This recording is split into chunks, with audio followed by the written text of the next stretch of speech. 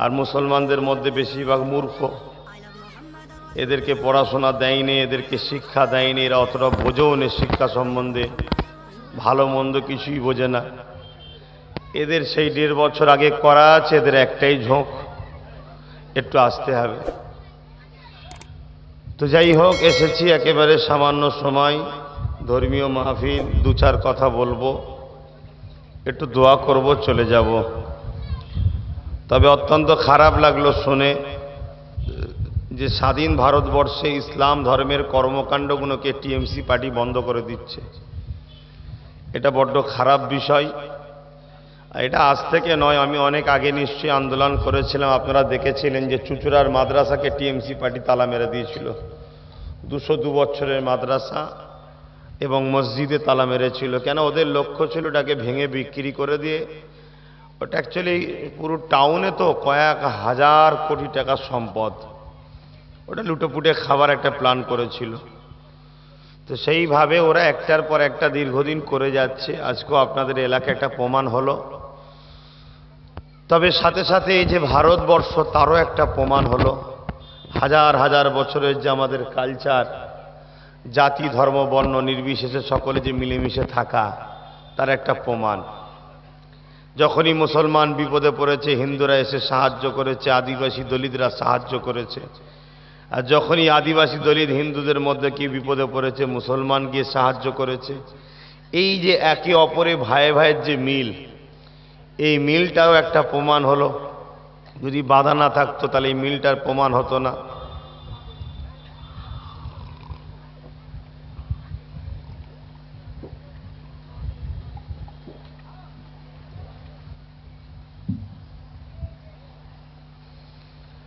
অতএব সেই জায়গায়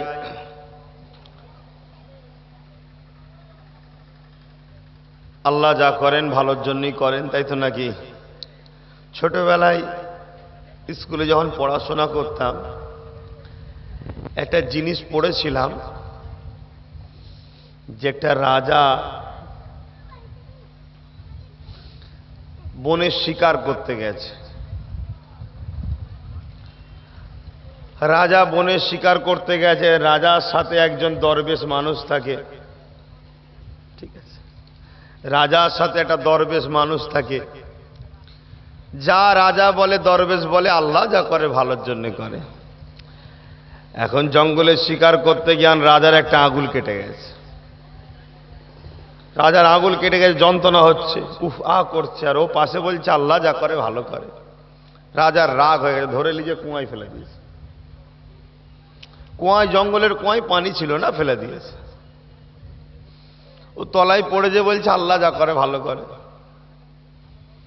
এমন সময় জঙ্গলের একদল জঙ্গলি মানুষ আছে, তাদের কাছে সভ্যতা, শিক্ষা, মানবতা যায়নি, এসে এখন রাজাকে বন্দি করে ফেলেছে। বন্দি করে তাদের জঙ্গলে যে উপাসনা করে, যাকেই হোক তাকে খুশি করার জন্য মানুষ বলি দেবে। তা রাজাকে পেয়েছে, রাজাকে বলি দেবে, কিন্তু শর্ত হলো যাকে বলি দেবে তার কোনো যেন শরীরে খুঁত না থাকে। তা খুঁজতে খুঁজতে দেখছে রাজার একটা আঙুল কাটা, তার আর বলি হবে না, বলে খুঁত আছে, কে ছেড়ে দাও। রাজা আস্তে আস্তে ভাবছে যে সত্যিই তো ও যা বলেছিল আল্লাহ যা করে ভালোই করে। তো রাজা এসে কুয়া থেকে দড়ি দিয়ে, গাছের বড় বড় সব থাকে জঙ্গলে, দেখবেন গাছের দড়ির মতো সব ঝোলে, সেগুলো দিয়ে ধরিয়ে ওকে তুলেছে। তোলার পরে বলছে তোর শরীরে কোনো খুঁত আছে কি দেখ। বলছে নাই। বলছে তোকেও যদি আমি কুয়াই না ফেলতাম তাহলে তোকে বলি দিত, তাহলে আল্লাহ যা করে ভালো করে। এখন রাজাও বলছে আল্লাহ যা করে ভালো করে। তথেব এই বাধাগুলো হওয়াটাই আমাদের জন্য কামিয়াবি। তবে আজকে এসেছি অন্য কোনো বিষয়ে কথা বলবো না। কেন? এটা একটা খাস দোয়ার মাহফিল। আমাদের রাজনীতির দল ঘোষণা হয়ে গেছে, আমাদের প্রোগ্রাম সেটিং চলছে। সম্ভবত ফেব্রুয়ারি 14-15 তারিখ থেকে রাজনীতির ব্যানারে বড় বড় জনসভা হবে, সেখানে রাজনীতির কথা আলোচনা হবে। অনেক হয়েছে, একটু দুনিয়া কি বলে শরিয়াতি দুটো কথা বলবো, আপনাদের অসুবিধে আছে? কারণ এটাও তো দরকার রে বাবা, এটা তো আগে দরকার। রব্বানা আতেনা ফিদ দুনিয়া হাসানাতাও ওয়া ফিল আখিরাতি হাসানা অবশ্যই দুনিয়া আখিরাতের ভালাই দরকার।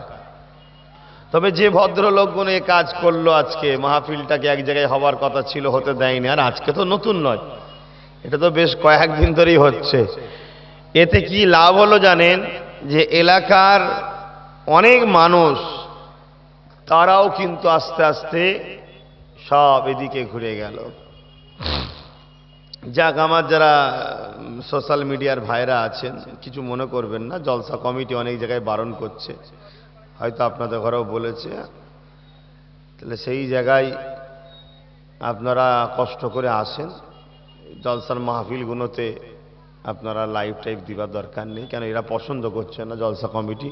কেন এটা তো আমার প্রোগ্রাম নয় যে আমি আপনাদের ঘরে স্বাধীনতা দেবো। এই জায়গাগুলো একটু মেনটেন করবেন। আপনারা বসুন, বসে একটু দরুদ শরীফ দোয়া হবে। দরুদ শরীফ আল্লাহুম্মা সাল্লি আলা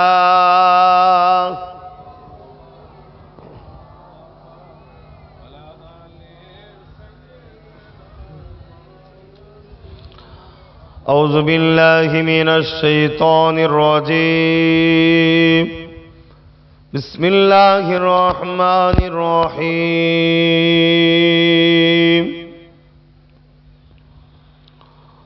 والتين والزيتون وطور سينين وهذا البلد الأمين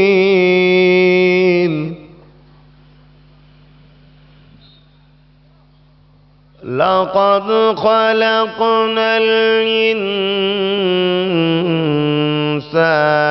في أحسن تقويم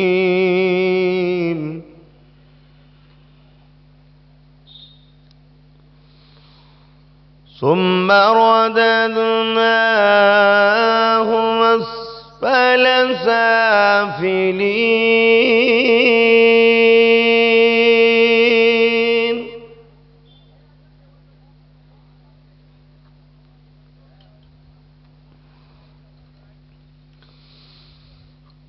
إلا الذين آمنوا وعملوا الصالحات فلهم أجر غير ممنون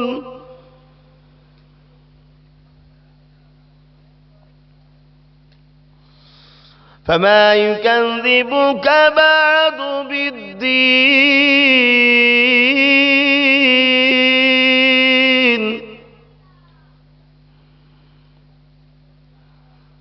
أليس الله بأحكم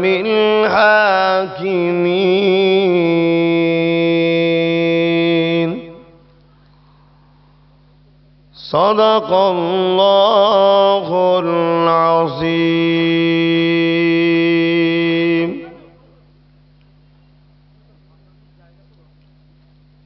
نحمده ونصلي على رسوله الكريم أما بعد فيا أيها الحاضرون رحمكم الله قال الله تعالى في كلام المزيد الفرقان الحميد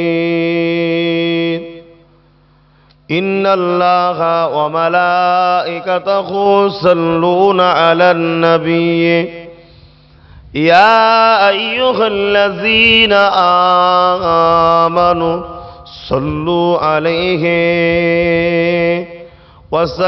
وسلموا تسليما اللهم صل على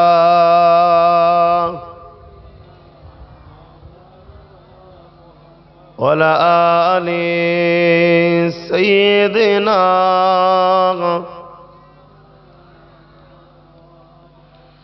شداغ محشر میں لبیک لبیک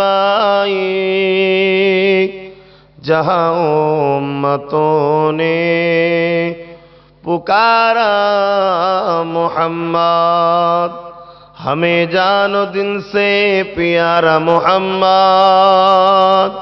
मोहम्मद के गम है हमारा मोहम्मद। अल्लाहुम्मा सल्ली अला मौलाना मुहम्मद व अला आलि सय्यिदिना।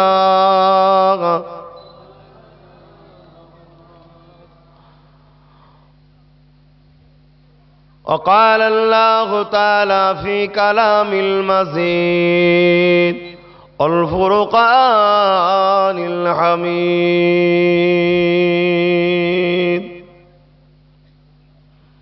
لقد كان لكم في رسول الله أسوة حسنة। আমার আব্বা জানেরা, আমার আম্মা জানেরা, আমার ভাইয়েরা, আমার বোনেরা, ছোট ছোট বাচ্চারা, আমার প্রিয় দেশবাসীগণেরা, আমি মুসলমান, আমি ইসলাম ধর্মের অনুসারী, আমি ভারতীয়। তবে ইসলামকে শুধু একটা ধর্ম বলে আখ্যা দিলে বড় ছোট করা হয়। ইসলাম হলো মানব জীবনের জীবন ব্যবস্থার একটা নিয়মাবলীর রাস্তা। জোরে বলুন সুবহানাল্লাহ। মহান স্রষ্টা রব্বুল আলামিন তিনি মনুষ্য জাতিকে তৈরি করেছেন। লিল্লাহি মা ফিস সামাওয়াতি ওয়া মা ফিল আরদ, এই জমিন আসমানে যা কিছু আছে সবকিছু স্রষ্টা মালিক কিন্তু একজন, যিনি আমাকে বানিয়েছে, আপনাকে বানিয়েছেন। ইহুদি, খ্রিস্টান, আদিবাসী, দলিত, হিন্দু, সমস্ত মানুষ, গাছপালা, তরুলতা, পশু পাখি, আসমান জমিন, পাহাড় পর্বত, নদ নদী, সব কিছুর একজন মালিক স্রষ্টা আছেন। তিনি হলেন আল্লাহ। তিনি সবাইকে বানিয়েছেন আর সব কিছু মানুষের উপকারের জন্য বানিয়েছেন। জোরে বলুন সুবহানাল্লাহ। আর মানুষকে বানিয়েছেন ইল্লা লিয়াবুদুন, শুধুমাত্র প্রভুর দাসত্ব করার জন্য। কিন্তু যুগে যুগে দেখা গেছে একদল মানব রূপী পশু এই মানুষগুলোকে মহান স্রষ্টার থেকে সরিয়ে দিয়ে ফিতনা, ফাসাদ, অন্যায়, অত্যাচার, জুলুম, শয়তানের দাসত্ব করা শিখিয়েছে। আর শয়তানের দাসত্ব থেকে ওই মানুষগুলোকে মহান প্রভু আবার তিনার দিকে ফিরিয়ে আনার জন্য যুগে যুগে তিনার মনোনীত মহামনীষীদের ঘরে পাঠিয়েছেন। নবী, রসুল, পয়গম্বর, ওলি, আউলিয়া দের ঘরে পাঠিয়েছেন। 1,00,000 মতান্তর 2,24,000 নবী রসুল এসেছেন। তেনাদের মধ্যে থেকে সর্বকালের সর্বশ্রেষ্ঠ নবী, রসুল, পয়গম্বর হলেন হযরতে মুহাম্মদ সাল্লাল্লাহু আলাইহি ওয়াসাল্লাম। তিনি এসেছেন মানুষ্য জাতিকে শয়তানের দাসত্ব, জালিমের অন্ধকার কুয়া থেকে, অশান্তির দাবানল থেকে, শোষিত বঞ্চিত মানুষগুলোকে, অপমানিত লাঞ্ছিত মানুষগুলোকে মুক্তি ও আজাদ দিবার জন্য, বিশ্ব মানবতাকে জিন্দা করার জন্য, সাম্যের গান গাওয়ার জন্যে মোহাম্মদ রসুলকে, মোহাম্মদ সাল্লামকে মহান স্রষ্টা দুনিয়ায় পাঠিয়েছিলেন মানুষ্য জাতির নেতা করে। জোরে বলুন সুবহানাল্লাহ। মোহাম্মদ রসুল শুধু মুসলমানদের নয়, মোহাম্মদ রসুল সবার সবার। তাই তিনি এসে পৃথিবীর বুকে শিক্ষা দিলেন, তোমরা ভ্রাতৃত্বের মধ্যে আবদ্ধ হও, ভাই ভাই মিল মোহাব্বত করো, একে অপরকে প্যার করো, একে অপরকে ভালোবাসো। এই ভালোবাসা শিক্ষা দিতে গিয়ে হযরত মুহাম্মদ সাল্লাল্লাহু আলাইহি ওয়াসাল্লামের নিজের জীবন আদর্শের উপরে তিনি যে জিনিসগুলোকে করেছে ওগুলোকে আমাকে ফলো করতে হবে। কেন মহান স্রষ্টা কোরআনের মধ্যে জানাচ্ছেন, লাকাদ কানা লাকুম ফি রাসূলিল্লাহি উসওয়াতুন হাসানা, সব থেকে উত্তম সুন্দর আদর্শওয়ালা হলো মুহাম্মদ সাল্লাল্লাহু আলাইহি ওয়াসাল্লাম। জোরে বলুন সুবহানাল্লাহ। কে জানাচ্ছে? মহান স্রষ্টা। কে? মহান স্রষ্টা রব্বুল আলামিন জানাচ্ছে। তাই তিনার আদর্শ দেখা দরকার। পৃথিবীতে 700 কোটি মানুষ আছে, ভালো মানুষ কটা আছে? অপরের কষ্ট দেখলে আমার কষ্ট হয়, অপরের খিদে লাগলে নিজেরও কষ্ট হয়, অপর বঞ্চিত থাকলে নিজেকে বঞ্চিত মনে হয়, অপর অশিক্ষিত থাকলে নিজেরও শিক্ষাকে মনে হয় যেন নাই।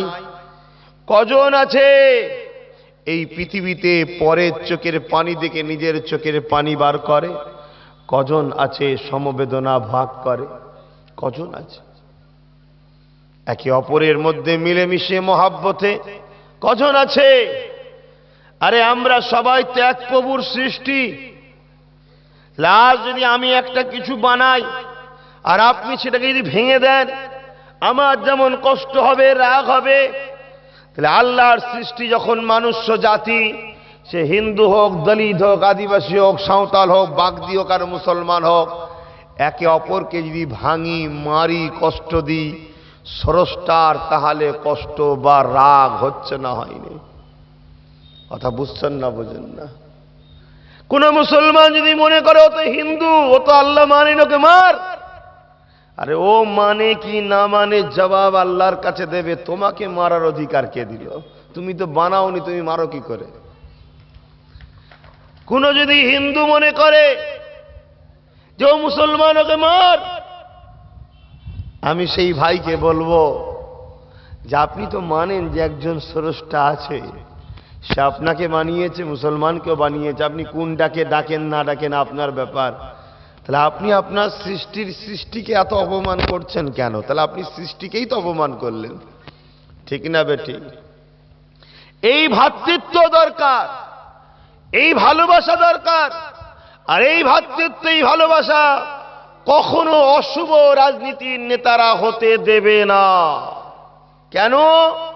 এদের মধ্যে যদি ভ্রাতৃত্ব হয়ে যায়, তাহলে দুই কমজোর এক জায়গায় হলে শক্তিশালী হবে, আর দুটো কমজোর আলাদা আলাদা থাকলে কমজোরি থাকবে।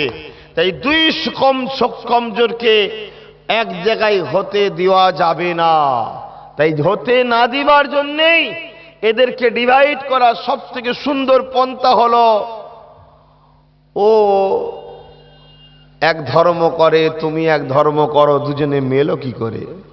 আরে তুমি তোমার ধর্মকে ভালোবাসো, আমি আমার ধর্মকে ভালোবাসি।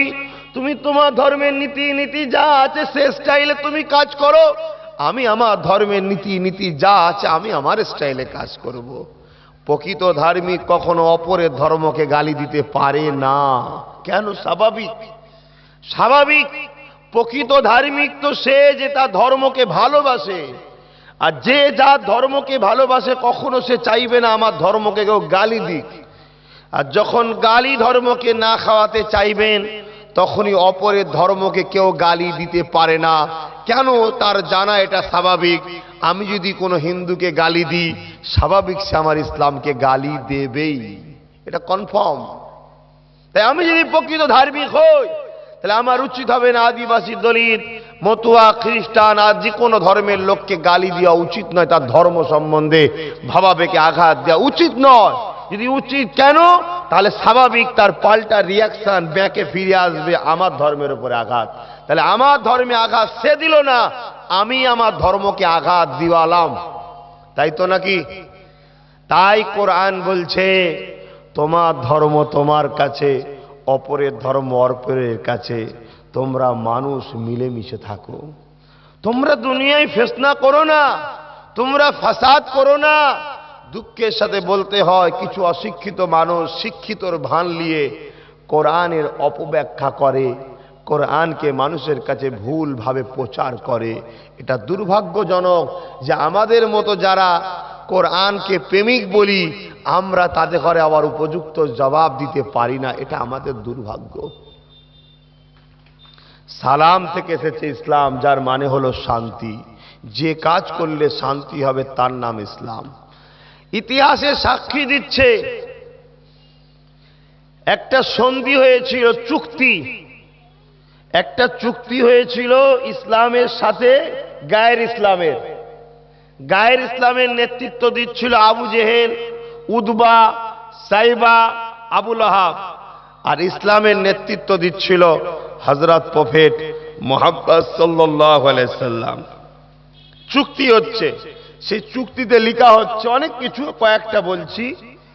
যদি কেউ মক্কা থেকে কোনো লোক মদিনায় চলে যায়, তাকে মক্কাতে ফিরিয়ে দিতে হবে। আর মদিনা থেকে কোনো লোক যদি মক্কায় আসে, তাকে কিন্তু ফিরিয়ে দেওয়া হবে না। ভাই, এটা একতরফা হচ্ছে না নিরপেক্ষ হচ্ছে? ভাই, আমার কথা বুঝছেন তো?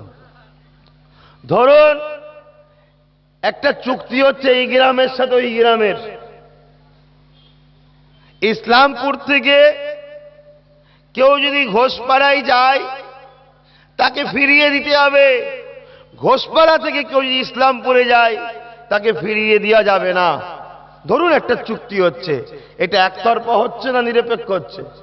একতরফা। হযরত প্রফেট মুহাম্মদ সাল্লাল্লাহু আলাইহি ওয়াসাল্লাম এত শান্তিকে মানেন, এমন শান্তির পক্ষে ছিলেন, সঙ্গী সাথীরা বলছেন হুজুর এটা মানা যাবে না। আল্লাহ রসুল বললেন শান্তি প্রতিষ্ঠিতের জন্য এটাই মানব। বলুন সুবহানাল্লাহ। আমি চাই দুই পক্ষে শান্তি থাক। চিন্তা করুন, একতরফা আইনকে মানছে।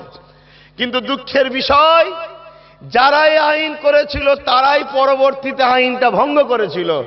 তারাই উল্টে এসে মদিনার উপরে হামলা করেছিল। তখন রসুল বলেছিল যারা সমাজে ফিতনা ছড়ায় তারা মানবরূপী পশু, এদের বাঁচার অধিকার নাই। কেন? দুজনের জন্য 2 লক্ষ মানুষের জন্য সমাজে আগুন না লেগে যায়। ওই 2 লক্ষ লোককে বাঁচাতে গিয়ে দুজনের কোরবানি হতে হবে, তাই তাদের উপরে সংগ্রাম করা জরুরি হয়েছিল। কথা বুঝে আসছে? ধরুন পাকিস্তান আর ভারত একটা চুক্তি হচ্ছে যে ভারত থেকে কেউ পাকিস্তানের উপরে প্লেন চালাবে না, পাকিস্তানের বর্ডারের উপরে কেউ যাবে না, আর পাকিস্তান থেকে কেউ ভারতের রেখার উপরে কেউ আসবে না। চুক্তি সাপেক্ষ হয়ে গেছে। এখন পাকিস্তান যদি দাদাগিরি দিয়ে সেনা ঢুকিয়ে আমার দিল্লিতে হই হই করে, তাহলে আমরা কি বলবো? ছেড়ে দেবো নাকি? কেন? আইন ভঙ্গ করেছে। আইন ভঙ্গ করার শাস্তি আছে না নাই?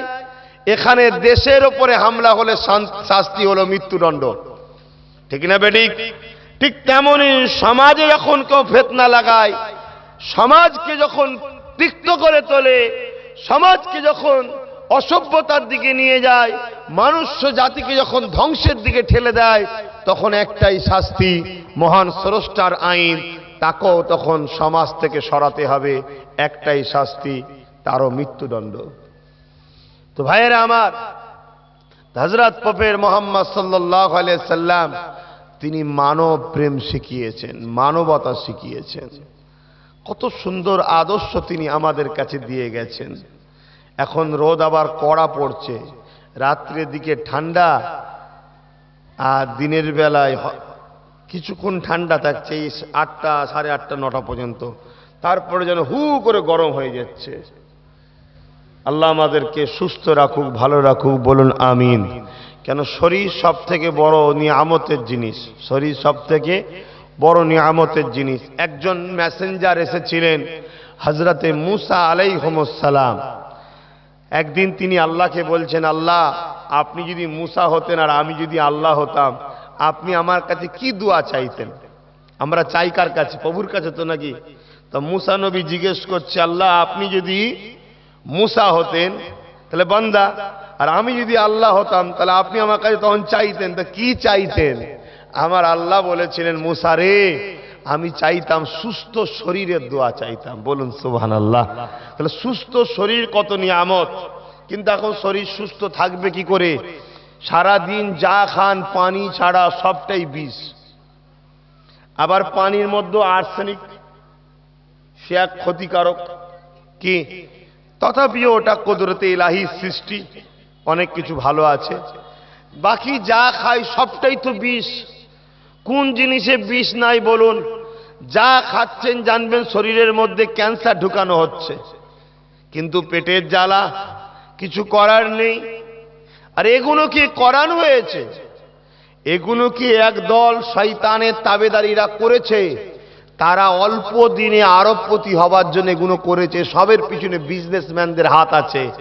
আর এ সব কিছুই গভর্নমেন্ট জানে, কিন্তু গভর্নমেন্ট এগুলোকে রোকেনি একটাই কারণ, আরব কোটি ডলার টাকা গভর্নমেন্ট তাদের কাছ থেকে ঘুষ পায়।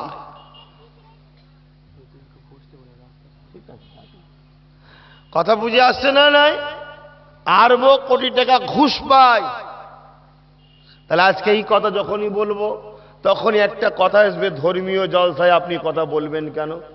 আরে অন্যায় বুড়াই কাজ থেকে মানুষকে বাঁচিয়ে রাখার নামই হলো ধর্ম। ঠিক না বে ঠিক? ধর্ম কাকে বলে? ভালো সৎ ন্যায় সত্য মানবতার রাস্তা দেখানোর নাম ধর্ম।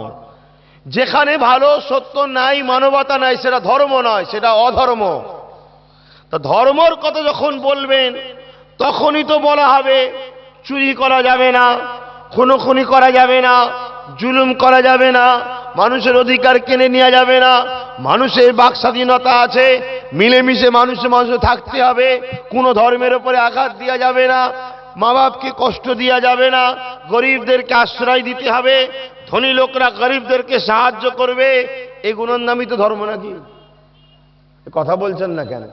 আর না তসবিহ নিয়ে যে মসজিদে বসে বসে মুসলমান আল্লাহ আল্লাহ করবে, আর মন্দিরে গিয়ে হিন্দু ভাইরা তাদের ভালোবাসার মানুষকে ডাকবে, এর নাম ধর্ম নাকি?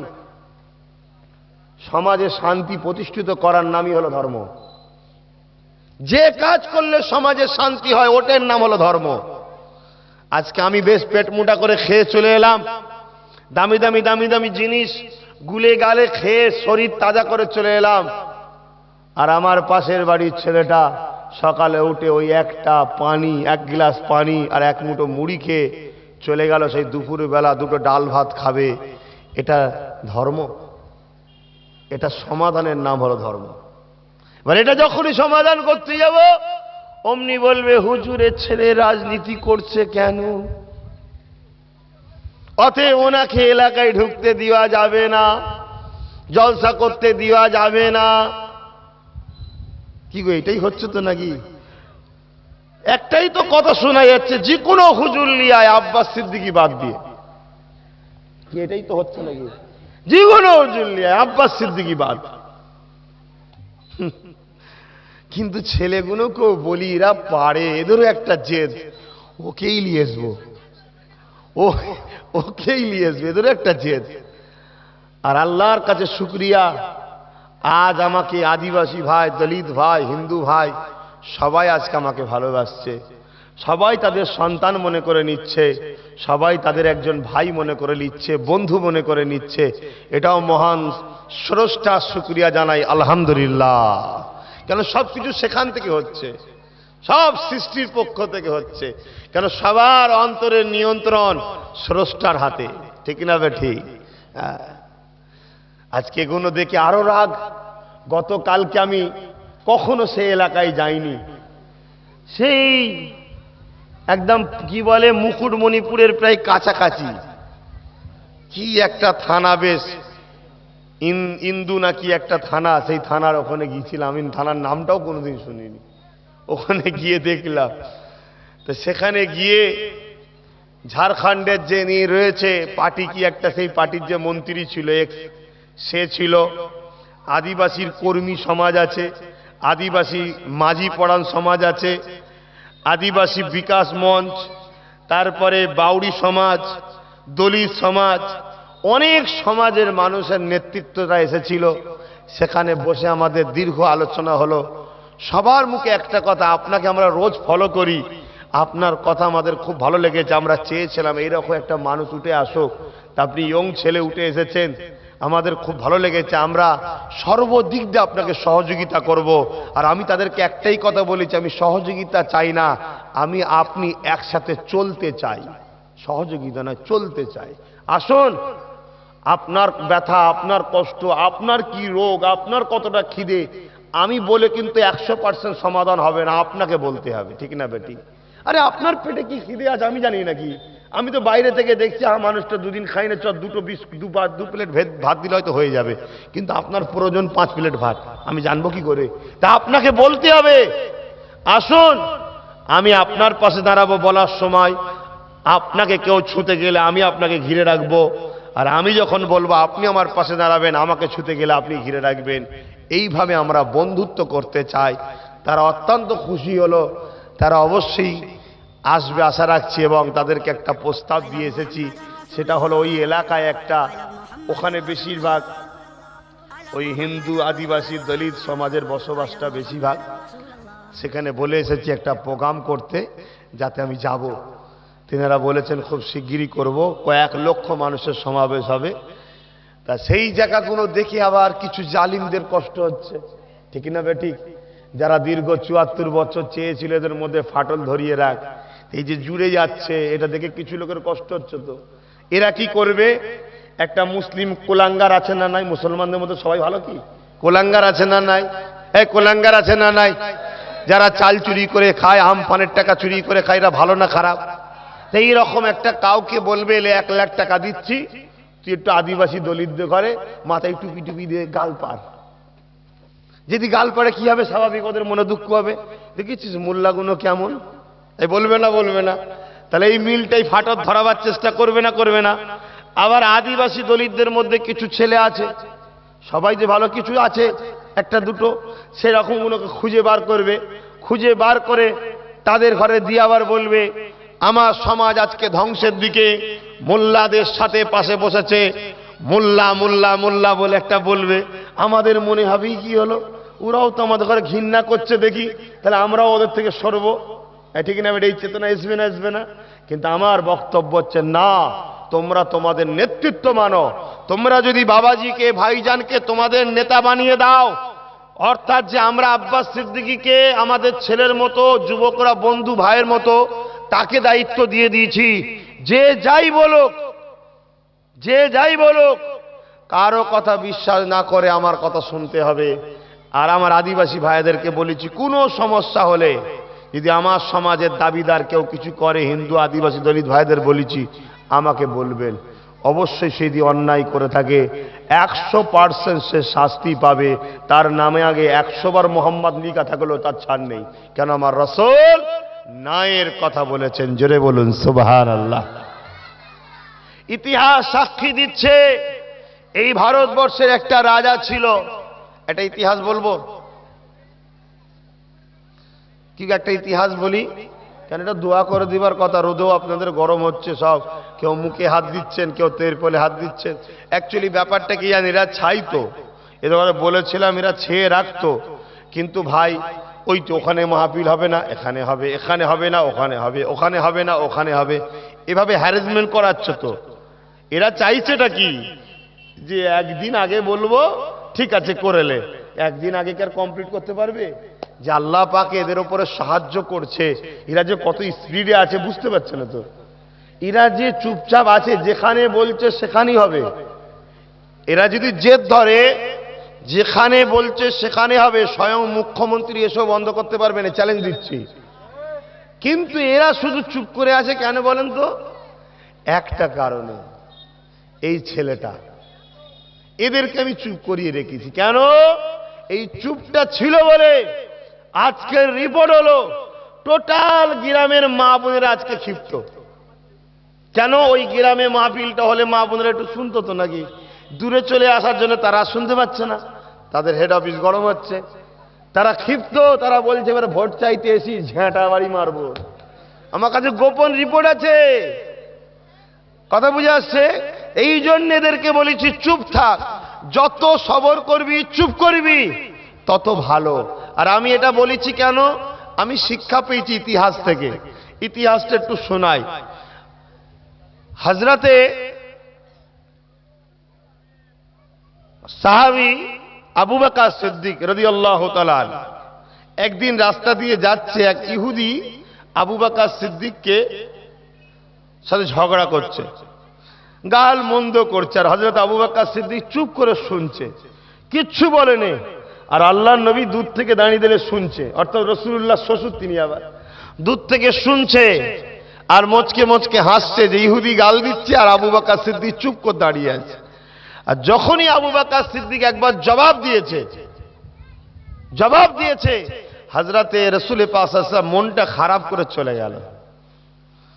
এইটা আবু বকর সিদ্দিক দেখে অবাক হয়ে গেলেন যে আমাকে গাল দিচ্ছিল, রাসূল তখন খুশি হচ্ছিল, আর আমি যখন একবার তাকে ভদ্র ভাষায় জবাব দিয়েছি তখন নবী মন খারাপ করে চলে গেল। কেন? যে জিজ্ঞেস করছে হুজুর ব্যাপারটা কি? আল্লাহ রাসূল বলেন, আবু বকর যখন তুমি চুপ করেছিলে আর ইহুদিটা তোমাকে গালি দিচ্ছিল, তুমি চুপ করে থাকার জন্যে ওকে জবাব দিবার জন্য আল্লাহ তোমার পক্ষ থেকে একটা ফারিস্তাকে নিযুক্ত করেছিল। জোরে বলুন সুবহানাল্লাহ। আর যখনই তুমি জবাব দিলে তখন ফারিস্তারা বলল তাহলে আমার তো আর কাজ নেই, তুমি তো জবাব দিতে শিখে গেছো, তাই তখন চলে গেল। তাই মনটা খারাপ হয়ে গেল। আজকে আমার ভাইয়েরা তোমরা চুপ করে আছো, তোমাদের পক্ষে আল্লাহর রহমতের ফেরেশতারা জবাব দিচ্ছে, বলো ইনশাআল্লাহ। আর আমি চুপ করে রেখেছি আরো কিছু কারণে। কেন? যারা এই সমাজে সন্ত্রাসী করছে এদের মধ্যে অনেক মানবতা প্রেমিক যুবক আছে, পেটের জ্বালায় ওদের সঙ্গে মিশে আছে। গরিব মানুষ কি করবে? 500 টাকা দেয়, চল ওর দোকানটা ভাঙতে হবে, পেটের জ্বালায় ভাঙে। কি করবে? 200 টাকা দেয়, চল ঝান্ডাটা বাঁধতে হবে, পেটের জ্বালায় বাঁধে। কিন্তু তাদের মধ্যে না মানবতা আছে না? নাই। তারা অপেক্ষা করছে, অপেক্ষা করছে, দেখছে এই ছেলেগুলোকে এত জ্বালাচ্ছি, এত মারছি, এত কিছু বলছি, তাও তো এরা কিছু বলেনি। উপরন্তু গ্রামে আমরা মাত্র 40-50 জন, আর আজকে ওরা 200-300। কি গো, আজকে তো অবস্থা এটাই নাকি? গ্রামে আমরা 40-50 জন আর ওরা হলো 200-300 জন, তাও আমাদেরকে মারছে না কেন? একটা দিন যখন একেবারে সময় নিকটবর্তী হবে, আমার ঈমান বলছে ওই যে গরিব ছেলেগুলো এখন এদের পিছনে আছে, ওরাও তখন ঘুরে এসে বলবে আর নয়, তোদের সাথেই থাকবো। এজন্য লড়াই করাতে আমি চাইছি না। লড়াই হলে পার্থক্য হয়ে যাবে, আর লড়াই না হলে অবশ্যই তারা ফিরে আসবে ইনশাআল্লাহ। ঠিক না বে ঠিক গো? এই চিন্তা ভাবনায়, কেন আমরা সবাই তো এক, আমরা কেন আগে অপরে ঝগড়া করব? আজকে পেটের জ্বালায় লাঠিয়াল তৈরি করেছে মুসলমানকে, পেটের জ্বালায় আদিবাসীগুলোকে লাঠিয়াল বানাচ্ছে। কি করবে গরিব মানুষ? তাই আমি বলেছি ভাইরা একটু সবর কর, একটু সবর কর। অনেকে অনেক সময় ক্ষিপ্ত হয়ে যায়, আমার ওপরেও দেখি জোরে কথা বলে ফেলে। আমি কি হলো তোর? আমি বুঝি ওর হেড অফিস গরম হয়ে গেছে, আমি বুঝি ও রাগ আর সহ্য করতে পারছে না, মানুষ তো।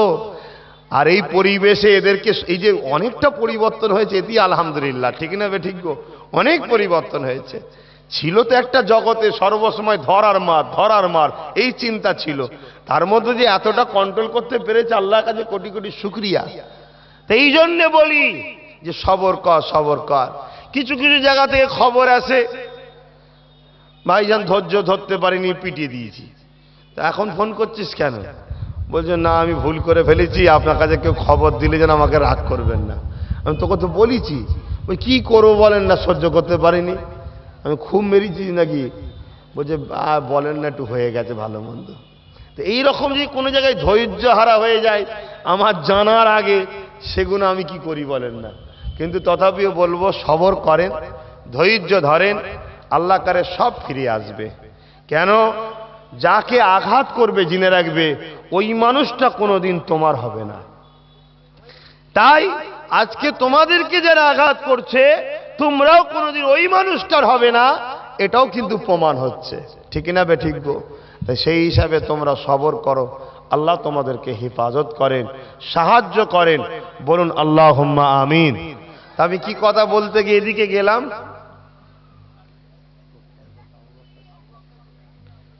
যে প্রতিবাদ এজন্য করতে মানা করছি জানি, কিন্তু তার আগে কি কথা বলছিলাম? রোদেতে কষ্ট হচ্ছে, শুনছেন?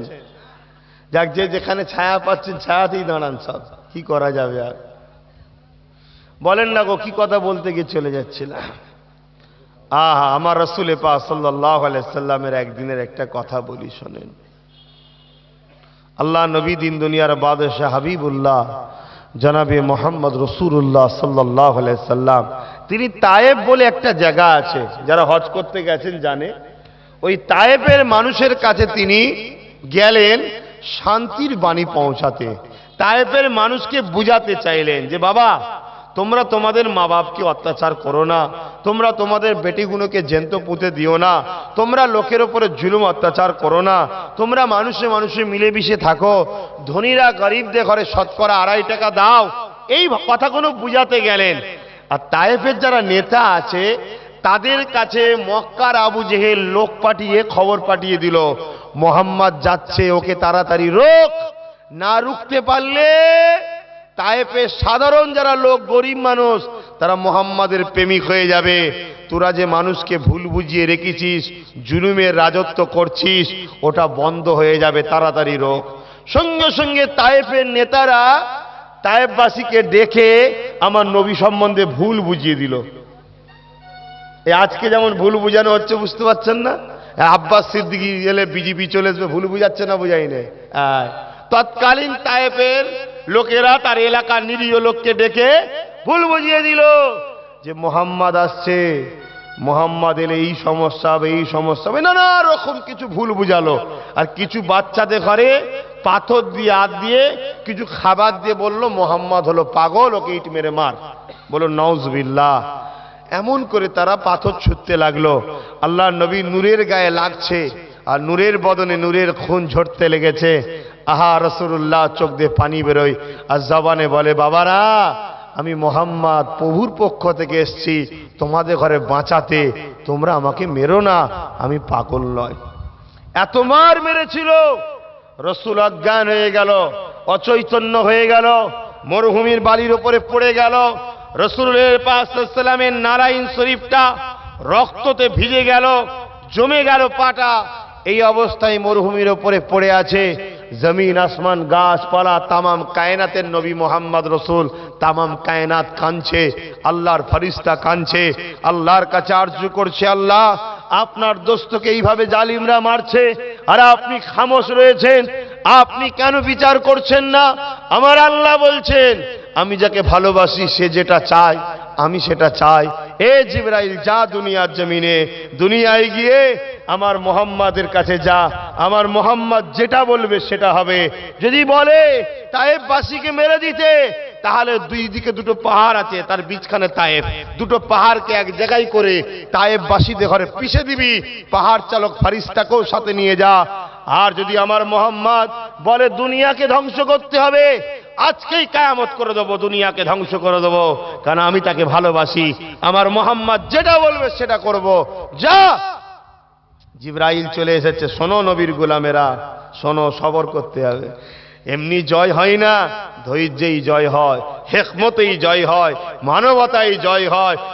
শোনো, কাউকে হারিয়ে কারো সিংহাসন দখল করাটা ভালো আসল জয় নয়। আসল জয় হলো কারো অন্তরকে জয় করে লিয়া হলো আসল জয়। জোরে বলুন সুবহানাল্লাহ। ঠিক না বে ঠিক? আজ পয়সা দেবো, এই গ্রামের কিছু গরিব মানুষ আছে, 1000 2000 করে টাকা দিয়ে দেবো, দিয়ে বোম বন্দুক হাতে তুলে দেবো, সামনে ইলেকশন আসছে, আমায় জিতিয়ে দিবি, 1 কোটি টাকা একটা বিধানসভায় খরচ করব, 2 কোটি টাকা খরচ করব, জিতে যাব। কিন্তু তারপরে এবারে কেউ 5 কোটি খরচ করলে আমি হেরে যাব। ঠিক না বেঠিক? কিন্তু আমি চারানা খরচ করব না, মানুষের অন্তরকে জয় করব।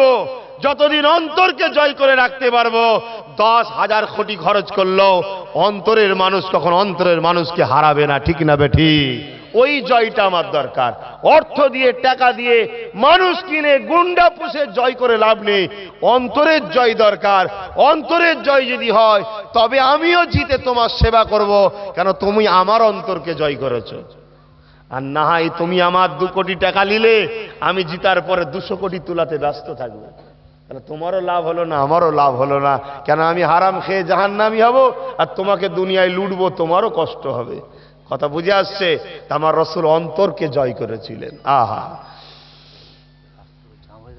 না বাপ, ওখানটা ছায়া আছে তাই ওরা ওখানে দাঁড়াচ্ছে। তোমরা যদি ছেয়ে রাখতে পারতো আমি ডেকে রোদে বসাতে পারবো না। কথা বুঝে? এমনি খাটাখুটি মানুষ কষ্ট করে আছে, গাড়ি আরামসে যাচ্ছে, রাস্তা কেউ জাম করেনি, রাস্তার ধারেই আছে। কি করবে মানুষগুলো? রোদে কোথায় আসবে? সেই সেখানে বসা আছে, ওখানে বসা আছে, ছায়ায় থাক, ছায়াতেই থাক, কোনো অসুবিধা নেই। শুধু যখন একটুখানি দাঁড়াবো, একবার সালাম পড়িয়ে দোয়া করার সময় মানানের জন্য একবার এসে যাবেন। কেন মাহফিল এটা মানান থাকে। কেন কিছু লোক আছে আবার এগুলো তুলে তুলে ছাড়বে, দেখো আব্বাস সিদ্দিকীর ভক্ত কমে যাচ্ছে। কথা বুঝে আসছে না? নাই, আমার ভক্ত কমে গেলেও আমার অসুবিধে নাই। যদি বলেন কেন, যদি সত্যি আমি উপযুক্ত না হই তাহলে আমার ভক্ত বেরিয়েই কি লাভ? আমি তো প্রতিযোগিতার রাজনীতি করতে নামিনি, আমি সেবার রাজনীতি করতে নেমেছি। এ চোর ও চোর, এ গাল দিচ্ছে ওকে, ও গাল দিচ্ছে একে, আর বাকি সবাই বসে বসে দেখছি। দুজন বাঁদর টিভিতে বসে ডিবেট করছে, আর বাকি আমরা বসে বসে মজা দেখছি। এ ওকে বিড়াল চুর বলছে, এই পিঠে খেয়েছে, ওকে বলছে পিঠে খেয়েছে, ভাগ করছে, আর আমরা দেখছি। ঠিক না বেটি? আরে আমাদের চাকরি কি হবে বল, আমাদের নকরি কি হবে বল, আমাদের ছেলেরা শিক্ষিত কি করে হবে বল, আমাদের এই টিনের ঘরগুলো পাকা কি করে হবে বল, এসব আজকে নেতাদের মুখে শোনা নেই। এ এত কোটি ঝেড়েছে, ও এত কোটি ঝেড়েছে, এ মির্জাপুর, ও গাদ্দার, ও চাল চোর, এ গরু চোর, ও কয়লা চোর, এ পাথর চোর। এই তো হচ্ছে। তা আমি দেখতে পাচ্ছি দুদিকেই চোরের কারখানা। ঠিক না ঠিক? অতএব এই একটা হাস্যকর সমাজ চলছে। যাক, আমার দেশবাসী যদি বোঝো তাহলে বেঁচে যাবে, আর না হয় এ দেশ শেষ হয়ে যাবে। তোমরা শেষ হবে বড় কথা নয়, আমার সুন্দর ভারতটা শেষ হয়ে যাবে, এটাই হলো বড় কথা। আমার কথা খারাপ লাগলো নাকি? তোমাদের কাছে জীবন আগে না দেশ আগে? সত্যি করে বলো, সত্যি করে বলো।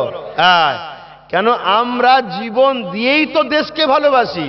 অতএব যেটা দিয়ে যাকে ভালোবাসি সেটার মূল্যটা আরো বেশি। ঠিক না বেটি? এই দেশ দিয়ে জীবনকে ভালোবাসতাম তাহলে জীবনের মূল্য বেশি হতো। জীবন দিয়ে দেশকে ভালোবাসি তাহলে জীবনটা আমার কাছে তুচ্ছ, যেটা দিই দেশের জন্য তাহলে দেশটা আমার কাছে বেশি প্রিয়। অতএব সেই দেশ ধ্বংস হয়ে যাচ্ছে, এই জায়গায় দেশবাসীকে ভাবতে হবে। এখন দেশের কথা বললে এই সকল নেতাদের অসুবিধা হবে যে হুজুরের ছেলে এসছে ওয়াজ করবে, দেশের কথা বলবে কেন? আরে তুই দেশের দ্রোহী বলে কি আমিও দেশদ্রোহী নাকি?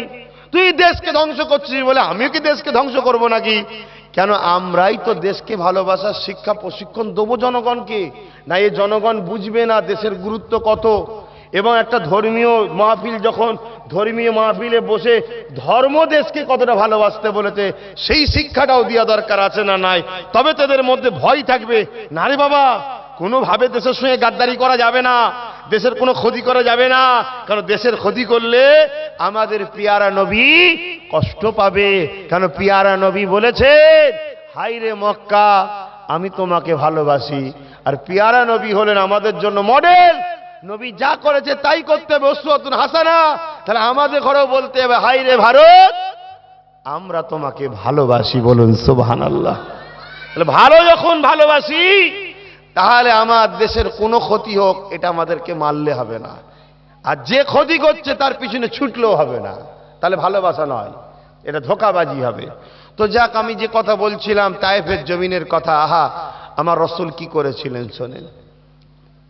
অজ্ঞানে পড়ে আছে, রক্তাক্ত অবস্থায় জিবরাইল সাল্লাম চলে এসছে আল্লাহ পাকের পক্ষ থেকে, এসে নিজের পালক দিয়ে হাওয়া দিচ্ছে, এমন করে আস্তে আস্তে ধুলো বালিগুলো পরিষ্কার করছে।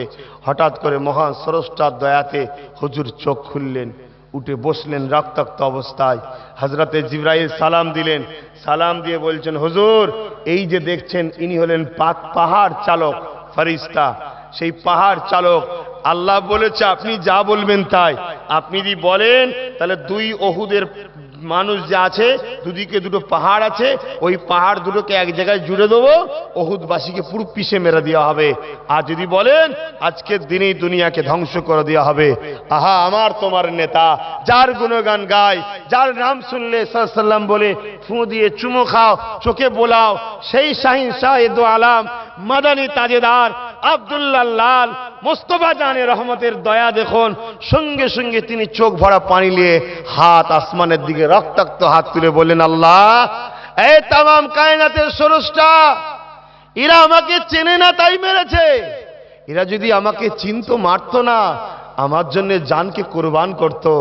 আল্লাহ এই তামাম কায়নাতের স্রষ্টা, এদের উপর আপনি গজব দেবেন না, এদেরকে মেরে দেবেন না। আমি মুহাম্মাদের বিশ্বাস, এরা না হলেও এদের ছেলে ছেলে ছেলে ছেলে একদিন মুহাম্মদ জিন্দাবাদ বলে আমার অনুসরণ করে চলবে। জোরে বলুন সুবহানাল্লাহ। আল্লাহ পাক আওয়াজ দিয়ে বলল, জিবরাইল আমি কেন মারিনি বুঝতে পারলি? আমি যদি মারি আমার বন্ধু কাঁদবে, তাই এদেরকে আমি শাস্তি দিইনি। আজকে এত দুর্নীতি হচ্ছে, এত জুলুম হচ্ছে, এত অত্যাচার হচ্ছে, এত খুন হচ্ছে, এত মানুষের উপরে মিথ্যা কেস দেওয়া হচ্ছে, তারপরেও আল্লাহ তাদেরকে এখনো আযাবের গজবের শিকার করাচ্ছেন কেন? মুহাম্মদ সাল্লাল্লাহু আলাইহি ওয়াসাল্লাম কাঁদবে তাই। তবে এদের শাস্তি কিন্তু হবেই, কোনো ছাড় নেই। কেন? কোরআন মিথ্যা নয়। এদের শাস্তি হবেই, কোনো ছাড় নেই। কিন্তু মৃত্যুর পর কবরে যাবে এবং দুনিয়াতেও এদেরকে আল্লাহ দেখাবে। আজকে একটা ন্যায় কথা, সত্য কথা, মানবতার কথার আলোচনার মাহফিল, একটা দোয়ার মাহফিল, সেখানে তোমরা বন্ধ করার ষড়যন্ত্র করছো। আজকে বলুন, এতদিন তো আমি খুঁজছি বাংলার বুকে, আমি এত বড় কথা বলেছি যে মমতা ব্যানার্জি একটা মিথ্যুক। কই যদি আমি ভুল বলে থাকি আমার নামে কেস করেন এখানে? কথা বুঝছেন না, বোঝেন না? তাহলে আমি যদি কোনো কথা বলে থাকি মিথ্যা কথা, তাহলে আমার নামে একটা ল অ্যান্ড অর্ডার ফলো অন্যায় ভাঙার জন্য একটা কেস হবে, ঠিক না বেঠিক? কই কেস হচ্ছে কেন? আমি যে কটা কথা বলছি সব কটা কথার মধ্যে সত্য প্রমাণ আছে। আমি যে বলেছি এই বাংলায় বিজেপিকে আনার মেন মাস্টার মাইন্ড হলো মমতা ব্যানার্জি, এই কথা যদি ভুল হতো তাহলে আমার নামে একটা কেস হতো। কারণ এ দেশে কারো উপরে মিথ্যা ইলজাম দেওয়া যায় না। আবার অত বড় ভিআইপি মানুষ যিনি রাজ্যের সিএম, ভিআইপি তো নাকি ভাই, মানতে হবে, ওই পদটা সম্মান আছে। মিথ্যা কথা হলে এটা কেস হবে, কই হচ্ছে না তো? কেন? কেস হলেই কোর্টে যাবে, কোর্টে গেলেই প্রমাণ হবে যে সত্যি এনেছে, আরো ফাঁসা ফেসে যাবে, তাই কেস করছে না।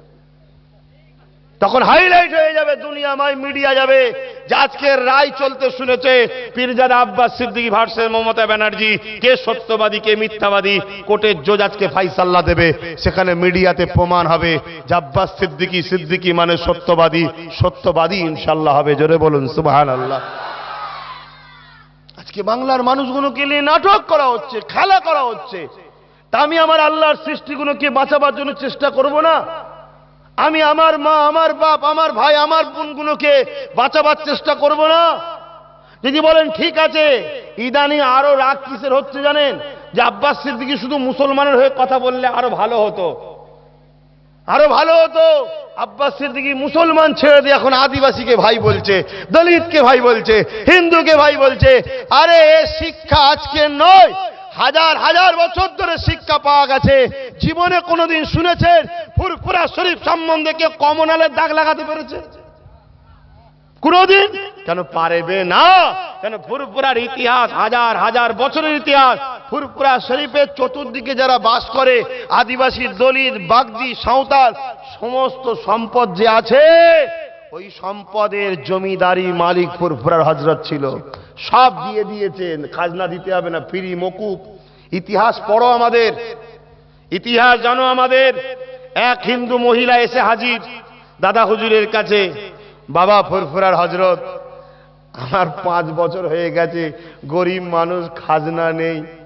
দাদা হুজুর পীর কেওলা বললেন, জান মা, আজ থেকে খাজনা সিস্টেম তুলে দিলাম মা। সেই হলো ফুরফুরার আবু বকর। কথা বুঝে আসছে? আমাদের ইতিহাস আছে। আমাদের দুয়ারে একটা মুসলমান গেলে যেমন ভাত পায়, আমাদের দুয়ারে একটা আদিবাসী, দলিত, মাতাল গেলেও আমরা তাড়িয়ে দিই না, তাকেও বসে ভাত দিই। এই কিছুদিন আগে একটা মাতাল দেখি মদ খেয়ে জুম্মায় গত জুম্মায় একেবারে নুগি টুগি সব খুলে শুয়ে আছে। আমি কি হাল রে, ঢাক ঢাক ঢাক। ওই পাশে একটা বাগদি পাড়া আছে, সেই পাড়ার ছেলে এসে হাজির। তাকে এখন আমার ছেলেরা বলেছে, এই যাও, এই তোদের সম্বন্ধে ভাইজানকে বলে তোদেরকে তাড়াবো। চিন্তা করুন কতটা বিশ্বাস, যে যাও কথাটা পীরজাদারা বলবে না, এই দলি যে থাকে যারা, এরা বলছে। এটা ওদের বিশ্বাস। নামাজ পড়ে এলাম, আমি কি খবর, 10টা টাকা দিতে হবে। আমি, তুই হালে এসছিস কেন? মানুষজন, মেহমানজন আসবে, তোর অবস্থা দেখ, ধুলো কাদা মাখি অবস্থায়, তুই পরে আসবি তো। ব্যাস চলে গেল, আর কোনো কথাও নেই। ওই যে বললাম সমস্যা চলেও গেল। তাহলে কতটা গুরুত্ব সম্মান আমাদের ঘরে দেয়। আর সবচেয়ে বড় কথা এই যে আজকে বলছে, আপনি সবার কথা বলছেন কেন? কেন বলবো না? আদিবাসী কি আমার ভাই নয়? আদিবাসীর বাপটা কি আমার বাবা সমতুল্য নয়? আদিবাসীর মাটা কি আমার মা সমতুল্য নয়? হিন্দুর ভাইটা কি আমার ভাই নয়? হিন্দুর মাটা কি আমার মা সমতুল্য নয়? হিন্দুর বোনটার মধ্যে কি আমার বোনের দেখতে পাচ্ছি না আমি? ওটা তো আমারও বোন। যদি বলেন কেন, আরে যেদিকেই তাকাও রক্ত দেখলে রক্ত তো আপন, দেশ দেখলে দেশে তো আপন, কেন সবার শরীরে পৃথিবীর প্রথম বাপ প্রথম মায়ের খুন রয়েছে, ঠিক না বেঠিক? অতএব হিন্দু হোক, দলিত হোক, আদিবাসী হোক, সাঁওতাল হোক আর মুসলমান হোক, সবার প্রথম বাবা কিন্তু একজনই, প্রথম মা কিন্তু একজনই, সবার শরীরে এক বাবা এক মায়ের খুন আছে। তাহলে আমরা কেন একে অপরের ডিভাইড হব? ও কোন ধর্ম করছে, ও কোন কি করছে না করছে, ওকে যে সৃষ্টি করছে তার কাছে জবাব দেবে, আমি কি জবাব লিবার? আমি কেন জবাব নেব? আমরা এক পরিবেশ, এক জায়গা, এক গ্রাম, এক বাজার, এক দোকান, এক হসপিটাল, এক দোকান, এক জায়গায় মাচাতে, এক ক্লাবেতে, এক পার্টি অফিসে, সব জায়গায় তো আমরা একসাথেই বসবাস করছি। তাহলে ঝগড়া হবে কেন? এই ঝগড়া লাগাই মাত্র গুটি কত 10টা 20টা লোক, শুধুমাত্র একটাই কারণ, যাতে করে আমরা দুজন ঝগড়া করে মরি আর ওই সুযোগে খপ খপ করে চুরি করে করে খাবে, ও চোরের খাওয়াটা আমরা দেখতে না পাই। আমরা এই টেনশনেই থাকি যে ওর মাথাটা কি করে ফাটাবো, ওর মাথা কি করে ফাটাবো, কি করে মুসলিম হিন্দু পাড়ায় গিয়ে তকবীর জোরে দেবো, আর ও কি করে ভাবছে মুসলমান পাড়ায় গিয়ে কোন একটা আমাদের স্লোগান দেবো। তবে আমি আমার কমকে বলে যাই, কেউ যদি তোমাদের সামনে জয় শ্রীরাম স্লোগান দেয় তোমরা কষ্ট নেবে না, কেন ওটা ওর ভালোবাসার জিনিস। ওই যদি কোনো রিপ্লেস তুমি দাও অন্যায় করা হবে, কেন তার ভালোবাসার মানুষকে সে জয়গান গাইবে, তুমি রুকার অধিকার তোমাকে দিল। তারা কি করবে আমি জানি না, কিন্তু তোমাদের ঘরে বলবো, কেন আমাকে একটা ধর্মগুরু হিসাবে ঘরের ছেলে সে মানো তো নাকি, তাই ধর্মীয় অ্যাঙ্গেলে তোমাদের শিক্ষা দিচ্ছি। কেউ যদি জয় শ্রীরাম স্লোগান দেয় বা আরো যেসব দেব দেবী আছে তাদের ভালোবাসার মানুষ তাদের স্লোগান তারা দেয়, তুমি শুনলে তুমি বেঈমান হয়ে যাবে না। আর তোমার শুনে যদি তাদের বাক শক্তিকে রুখতে যাও, এক ইসলাম বিরোধী আর একটা হলো গণতন্ত্রের বিরুদ্ধে, সে তার ভালোবাসার মানুষের জয় চাইছে, তো তোমার অসুবিধা হচ্ছে কেন? আজকে তুমি যদি বলো আব্বাস সিদ্দিকী জিন্দাবাদ, বলো না বলনি কেন? আমার ভাইজানের জিন্দাবাদ জয় হোক চাও, তো তারাও তো সেটা বলছে রামের জয় হোক, কৃষ্ণের জয় হোক, আরো কি কমনে আছে তাদের জয় হোক। তার ভালোবাসার লোকের জয় সে চাইবে না? এইগুলো তোমাদের কানেতে ওই মুসলিম সুরাতে কিছু দালাল আছে পানি পড়া দেয় যাতে করে হিন্দুদের সঙ্গে তোমরা লাগো। আচ্ছা, খুব ষড়যন্ত্র চলছে, টিএমসি ভার্সেস বিজেপির মারপিট হবে, মারপিট হয়ে যাওয়ার পরেই বলবে হিন্দু মুসলমানের মারপিট। তার মানে কি, টিএমসিটাকে করছে মুসলমান আর বিজেপিটাকে করছে হিন্দুর দল। এটা ষড়যন্ত্র চলছে বাংলায়। এই লড়াই হলে কি লাভ হবে? কি লাভ হবে? মুসলমান তোমার ধর্মের নাম বাড়বে নাকি? হিন্দু ভাইদের ধর্ম কি বেড়ে যাবে নাকি? আরে ধর্ম এখান থেকে হয়, বিশ্বাস যার উপরে থাকে এখান থেকে হয়। চোখ দিয়ে ধর্ম হয় না, অন্তর দিয়ে ধর্ম হয়। কিন্তু এইটা হওয়াতে ক্ষতি কি হবে? আমরা আরো বেকারত্ব হয়ে যাব, চাকরি বাকরি কল কারখানা শেষ হয়ে যাবে, একদল পুঁজিপতিরা আরো ধনী হয়ে যাবে, কারণ আমরা মারপিট করতে ব্যস্ত থাকবো, ওরা আমাদের সবকিছু দখল করতে ব্যস্ত থাকবে। কথা বুঝে আসছে না? 3 নম্বর কথা হলো, আমার দেশটার সবচেয়ে বড় কথা ভয় হচ্ছে টুকরো না হয়ে যায়। তাহলে দেশকে ভালোবাসা যদি ইসলামের নবীর সুন্নত হয়, তো নবী আনা মাহফিল এসে দেশের কথা বলবো না? কিন্তু বলতে গেলেই টিএমসির লোকজনের অসুবিধা হচ্ছে, তো সমস্যা। বামের লোকেরা ডিস্টার্ব করেনি, কংগ্রেসের লোকেরা ডিস্টার্ব করেনি, টিএমসির লোকেদের ডিস্টার্ব হচ্ছে। এই কথা বুঝছেন না? বুঝুন। তাহলে বলুন কি বলবো? চোর চুরি করছে চুরি করুক, দেশ ভেঙে যাচ্ছে ভেঙে যাক, কি এই হজ করবো নাকি? এটা তো সমাজ, আমারও তো একটা কিছু দায়িত্ব দিয়ে পাঠিয়েছে প্রভু আমাকে, আমারও তো কিছু কাজ আছে। আমি তো একটা কাউকে বলিনি, জোর তো কাউকে আমি করিনি যে 2021 আইএসএফ কে ভোট না দিলে তোমার গর্দান উড়িয়ে দেবো, ঘর ভেঙে দেবো, জিতে আসার পরে জেল খাটাবো, কালকে ভোট দিতে বেরোবি না, এখন বিএসএফ আছে তো কি হয়েছে, তোকে পরে ব্যবস্থা করে দেবো, এগুলো কাউকে বলছি। কিন্তু যারা বলে তারা ঠিক করছে না অন্যায় করছে? বলুন, অন্যায়কারীকে যারা সাথ দেয় তারা কি ঠিক করে? এই সকল ভাষা যাদের মুখ দিয়ে পাবেন, সর্বপ্রথম টার্গেট করুন তাদের থেকে আমরা দূরে থাকবো। এই কথাটা যখনই বলে দেবো, কারো গায়ে লাগবে না। যারা এই কাজ করে বেড়ায় তাদের গায়ে লাগবে না? তারা কারা বুঝতে বাকি আছে? কারা তারা? যারা আমার আশাতে বাধা দিচ্ছে তারাই। এটা তো কমন ব্যাপার। আমি আশাতে আদিবাসীর অসুবিধে হলো না, হিন্দু ভাইয়ের অসুবিধে হলো না, সে জায়গা দিচ্ছে কেন? সে তো নিখুঁত লোক, সে তো দেখেছে আব্বাস সিদ্দিকীর কোনো কথা আমার বিরুদ্ধে তো নয়। আমি তো তার কথাতে নিজে চোর বলে ধরা পড়ছি না, তা আমার জ্বালা হবে কেন? কিন্তু জ্বালা হচ্ছে কার? মেম্বার সাহেবের জ্বালা হচ্ছে, কার প্রধান সাহেবের জ্বালা হচ্ছে, কার এমএলএ সাহেবের জ্বালা হচ্ছে, কার? আমার দিদিমণির জ্বালা হচ্ছে। তাই তারা চেষ্টা করছে, ওপর থেকে ফোন করছে, আব্দুল করিম যদি আব্বাসকে রুখতে না পারিস তাহলে তোর জায়গাটা সরিয়ে আব্দুল খালেককে দেবো। আব্দুল করিম দেখছে তাহলে আমাকে সেই ভ্যান চালাতে হবে। এতে এসে ঝেড়ে ঝুড়ে খাচ্ছিলাম, অতে আব্বাস সিদ্দিকী হুজুর হোক আর যেই হোক, ওকে বোম মারার দরকার মারবো, হারাম খানা বন্ধ হয়ে যায়। ওর জ্বালায় আছে। আর দিদিমণি দেখে নিয়েছে যে মুসলমানকে দিয়ে মুসলমানকেই জব্দ করতে হবে। এই কথা বুঝছেন না, বোঝেন না?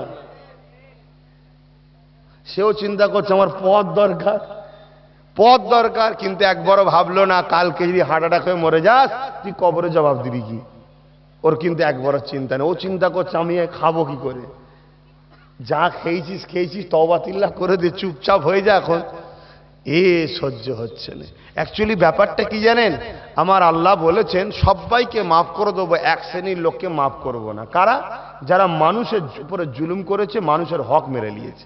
তা আজকে যারা আমফানের টাকা খেয়েছে এদেরকে আল্লাহ মাফ করবে? যারা করোনার সময় চাল চুরি করেছে এদেরকে মাফ করবে? যারা তেরপল চুরি করেছে মাফ করবে?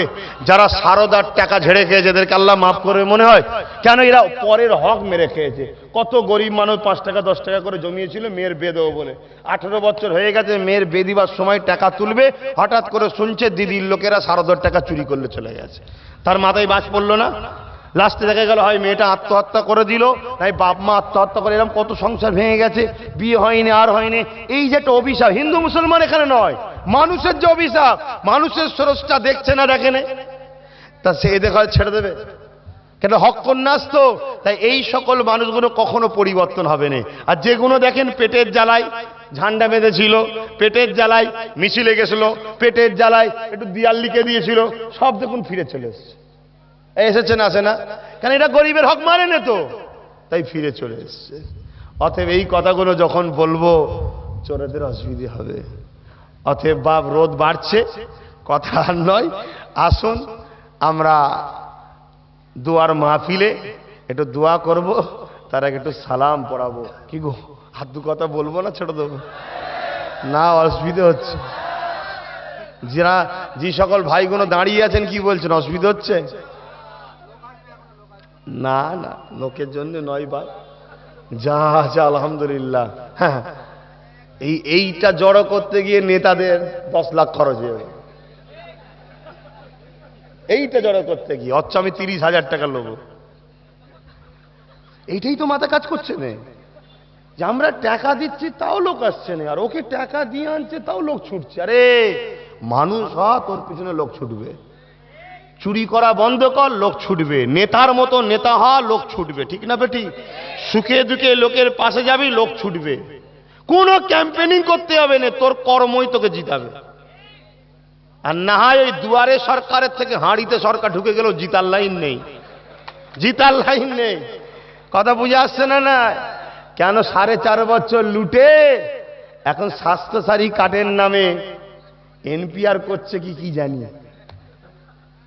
কেন বলছে 10 কোটি মানুষই যদি এনপিআর এর মধ্যে ঢোকে আমি নাকি খুশি হব। আরে যার টাকার বাপ মানে তাকে ফ্রি স্বাস্থ্যসাথী কার্ড দিবার কি দরকার? আমার তো ডাউট হচ্ছে এটা এনপিআর হচ্ছে না তো। হ্যাঁ, কে কোথায় বাস করছে, কারা কারা বাংলাদেশ থেকে এসছে, সরকারের কাছে কোনো ডাটা নেই। কত লাখ কত হাজার বাংলাদেশ থেকে লোক এসছে সরকার জানে না। এইগুলো করে সরকার ডাটাটা তৈরি করছে, কোথায় কোথায় আছে সব ধরবে খপ খপ করে। অতএব বাপ ফ্রি পেয়ে যেখানে সেখানে যেওনি, ফ্রি জিনিস জানবে কিছু ধান্দা খারাপ আছে। আমি ফ্রি লোবো কেন? কে তুমি? তোমাকে আমাকে উপরে ফ্রি দিবার অধিকারটা কে দিল? কে তুমি? তুমি একটা সাধারণ নাগরিক। জনগণ ভোট দিয়ে তুমি সিএম হয়েছো, জনগণ ভোট দিয়ে তুমি পিএম হয়েছো। কালকে যদি কাউকে জনগণ ভোট দেয় সেও সিএম হতে পারে, পারে না? কি গো, পারে না? পারে না? তুমি ফ্রি কেন দেবে? তুমি বলো আমার দেশ আমাকে যেটা দিতে সেটা ফেরত দাও। তুমি ফ্রি বলছো কেন? যে 10 কোটি লোককে আমি চাল দেবো ফ্রিতে। আরে ফ্রি খেয়ে ফ্রি খেয়ে ফ্রি খেয়ে এমন অভ্যাস করে দিচ্ছ, ফ্রি খেয়ে ফ্রি খেয়ে এমন অভ্যাস করে দিচ্ছ। আমাদের ওখানে 3 দিনই জলসা হয়, জানতো আপনারা? সে মানুষটা ইন্তেকাল হয়ে গেছে কি আমি জানি না, বেচারি এসতো কলকাতা থেকে, আল্লাহ কে নাম সে 1 রুপিয়া দে দো বাবা বলে, একটা ভিখারি ছিল। আল্লাহ কে নাম সে 1 রুপিয়া দে দো বাবা। ভালো করে খোঁজ নিয়ে দেখলাম কলকাতায় 3টে ফ্ল্যাট আছে, 3টে ছেলে বড় বড় অফিসার। কিন্তু ওই যে ভিক্ষা করে করে এমন একটা অভ্যাস হয়ে গেছে, প্রথম গরিব ছিল, এমন একটা অভ্যাস হয়ে গেছে এত কিছু থাকার পরও ভিক্ষা না করলে ওর যেন ঠিক শান্তি হয় না। ফ্রি খাইয়ে খাইয়ে খাইয়ে খাইয়ে এমন করতে চাইছে, তোমার ছেলে জজ হোক, ডাক্তার হোক, উকিল হোক, মন্ত্রী হয়ে যাক, তারপরও তোমার ধান্দা থাকবে কোথা ফ্রি আছে চচে বসে একটু খেয়ে এলি। তো ফ্রি কেন আমি নেবো? আমার যেটা দেশ দিয়েছে সেটা দাও। আমি চাই না মমতার ভিক্ষা, আমি চাই না মোদিরও ভিক্ষা, আমি চাই আমার দেশের যে অধিকার সে অধিকার দাও। আমার দেশ আমায় বলেছে শিক্ষা দিতে হবে, স্বাস্থ্য দিতে হবে, কর্ম দিতে হবে, থাকার জন্য বাসস্থান দিতে হবে। কেন আমার দেশের 2টো সম্পত্তির টাকার ইনকাম পার বছরে 120 কোটি মানুষের মাথা পিছু ভাগ করা হয়েছিল, যেটা হলো প্রত্যেকটা মাথা পিছু 40 লাখ টাকা পাবে। কত টাকা শুনছেন? তাহলে আমার দেশ কি গরিব দেশ? আরে আমার দেশ পৃথিবীর অর্ধেক দেশকে কিনতে পারে, এত টাকা মাথা পিছু 40 লাখ। কত লোকের মাথা? 120 কোটি ইন্টু ওই টাকাটাকে ভাগ করেছে, বছরে পাবে 40 লাখ। কোন একটা গরিবকে যদি 40 না 4 লাখ দিয়ে বলে দোকান খুলে খা, জীবনের মতো সে ভিখারি থেকে বেঁচে যাবে না? যাবে না? এসব চিন্তা নেতাদের আছে? ও তো ভ্যানওয়ালাকে ধরে বলছে ক টাকা হয়েছে রে, 60 টাকা 10 টাকা দিয়ে যা। কি চামার রে তুই? এখানে চামার বলতে কোনো ধর্ম আছে কি জানি না, মানে আমি যেটা বলতে চাইছি না, ভুল বুঝবেন না, কেন অনেক রকম ধর্ম আছে আমার জানা নেই। একটা জায়গায় ওরকম যারা না জানাই বলে ফেলেছে। বুঝাতে চাইছি একটাই, যে কি বলে ওকে, যারা চশমখোর, চশমখোর কি তুই, যেটা গরিব সে ভ্যান চালিয়ে 60 টাকা ইনকাম করেছে, তার থেকে বলছে 10 টাকা দিয়ে যা। কি গো, সমাজে হচ্ছে না হয়নি? হচ্ছে। অথচ পার বছরে ইনকাম মাথা পিছু 40 লাখ টাকা 120 কোটি মানুষের হিসাবে পাচ্ছে। তাহলে চিন্তা করুন আমার দেশ কত ধনী। কিন্তু এই টাকা হচ্ছে না কেন? আমরা 2 ভাই 3 ভাই 4 ভাই, এক ভারতবাসীর নাগরিক, আমরা তো ভাই ভাই ধর্ম নিয়ে মারপিটে ব্যস্ত। ওখানে মন্দির হবে, ওখানে মসজিদ হবে, আজান কমাও, ঘন্টা কমাও, এই তো চলছে আমাদের, এই নিয়েই ব্যস্ত। আর এই সুযোগে 2টো কুকুর এসে খপ খপ খপ খপ খপ করে খেয়ে যাচ্ছে, আর আমরা মারপিট করেই যাচ্ছি। 2 ভাই হাতা গুটিয়ে মারপিট করছে, ওই দিতেছে খেয়ে বেরিয়ে চলে যাচ্ছে।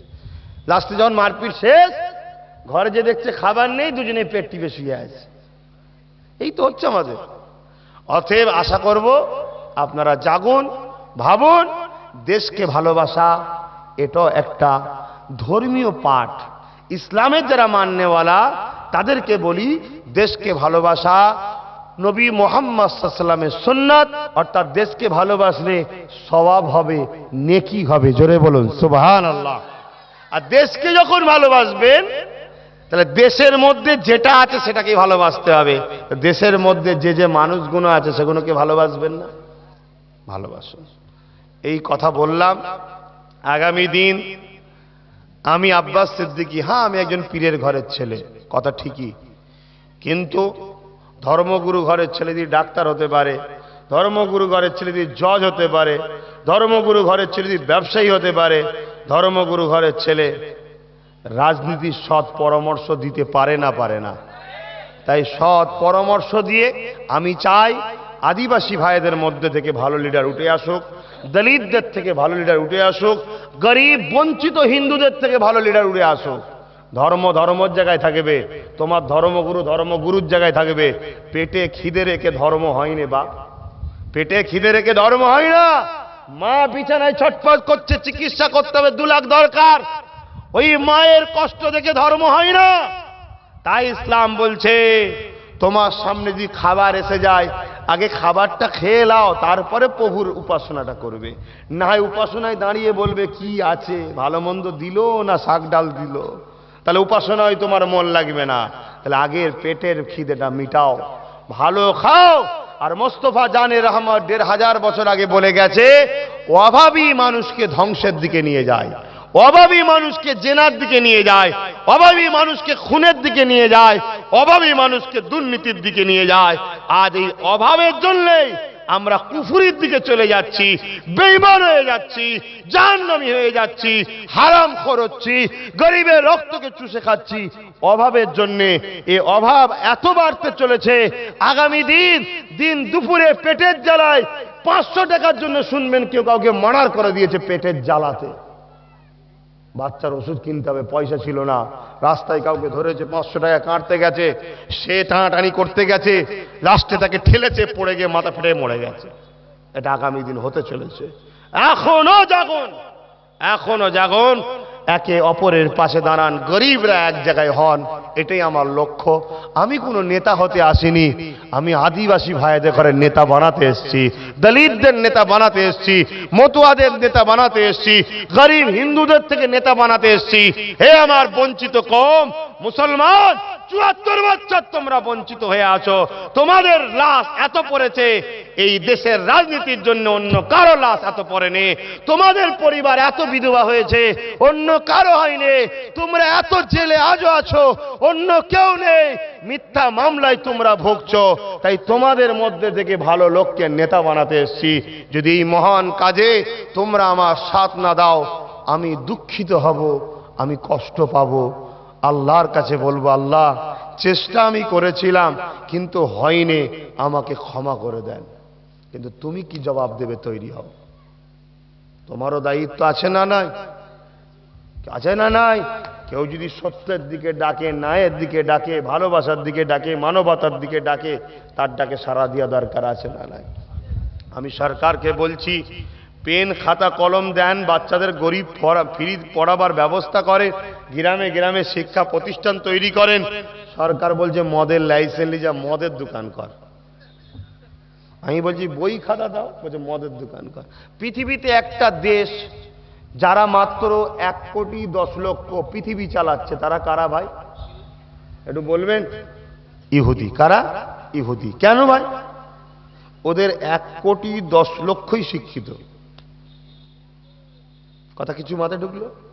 আর আমরা ১৩০ কোটি, তার মধ্যে মনে হয় ১২০ কোটি মনে হয় মূর্খ। এ দেশের উন্নতি হবে? এদেশ টুপি দেখে ঘৃণা করে, এদেশ তিলক দেখে ঘৃণা করে, এদেশ ধুতি দেখে ঘৃণা করে, এদেশ পায়জামা দেখে ঘৃণা করে। আরে টুপিতে পায়জামাতে তিলকে মানুষ চেনা যায় না। মানুষ চিনতে গেলে তার ভাষা, তার ব্যবহার, তার আখলাক, তার মনটা কেমন দেখতে হয়। অনেক দাড়িওয়ালা টুপিওয়ালা গরিবের ঝেড়ে খাচ্ছে, মুসলমান শোনো, অনেক তিলকওয়ালা আছে গরিবকে তুলে আশ্রয় দিচ্ছে। আর আমার গায়ের মুসলমান ভাই, অনেক তিলকওয়ালা আছে মন্দিরের মধ্যে নারীদের রেপ করছে, আবার অনেক দাড়িওয়ালা টুপিওয়ালা আছে সেই হিন্দু মা বোনেদের সেবা করছে, তাদেরকে আশ্রয়ও দিচ্ছে। অতএব তিলক দেখে, দাড়ি দেখে, টুপি দেখে বিবেচনা যদি করো, ঠকতেই হবে। তার অন্তর দেখো, তার মানবতা দেখো, তার সাথে মেশো, তাকে চেনো, তারপরে তার সম্বন্ধে খারাপ ভালো মন্তব্য করো। তো ভাইয়েরা আমার, এ দেশকে শিক্ষিত করতে হবে, অর্থাৎ এ দেশবাসীকে। তাই আমি বারবার বলছি, শিক্ষার কথা ভাবেন। যদি হিন্দু গরিব হয়, অনেক হিন্দু গরিবের ছেলে আছে জানেন, ভালো ব্রেনিয়ান, মাধ্যমিকে 90%-এর উপরে কি 95% নম্বর পেয়েছে, কি ছেলে মেয়ে, তারা পয়সার অভাবে কিন্তু পড়তে পারছে না। আমি বলেছিলাম দেওবত্ত সম্পত্তি হলো হিন্দুদের ব্যক্তিগত টাকা। কি সম্পত্তি একটু বলুন? কেন তোমাদের ঘরে বক্তা হতে হবে? এক আব্বাস সিদ্দিকী বলছে বলে অনেকের পছন্দ হচ্ছে না, অনেকে বলে আপনার আর মুখ কই। আমি যে একটা ঠেলা সামলাতে পারেন, 10টা বেরোলে তো মরে যাবে রে। তা তোমাদের ঘরে বলতে হবে। তাহলে দেওবত্ত সম্পত্তি হলো হিন্দু ভাইদের ব্যক্তিগত টাকা, অর্থাৎ তানাদের পূর্বপুরুষেরা এই টাকাটা রেখে গেছে গরিব হিন্দুদের সেবার জন্য। কথা বুঝে আসছে? তা আমার বক্তব্য ওই টাকাটা হলো সব থেকে বেশি টাকা, মুসলমানদের থেকেও বেশি টাকা, লক্ষ লক্ষ হাজার কোটি টাকা। সেই টাকা কিন্তু মার লুটপুট হচ্ছে। সেই টাকা থেকে গরিব হিন্দু ছেলে মেয়েদের ঘরে যারা মাধ্যমিকে 90% উপর নম্বর পাবে তাদেরকে ফ্রি পড়ানো হোক। এই কথা কিন্তু হিন্দু ভাইদের ভালো লাগবে, কিন্তু হিন্দু ভাইদের মধ্যে থেকে কিছু লোককে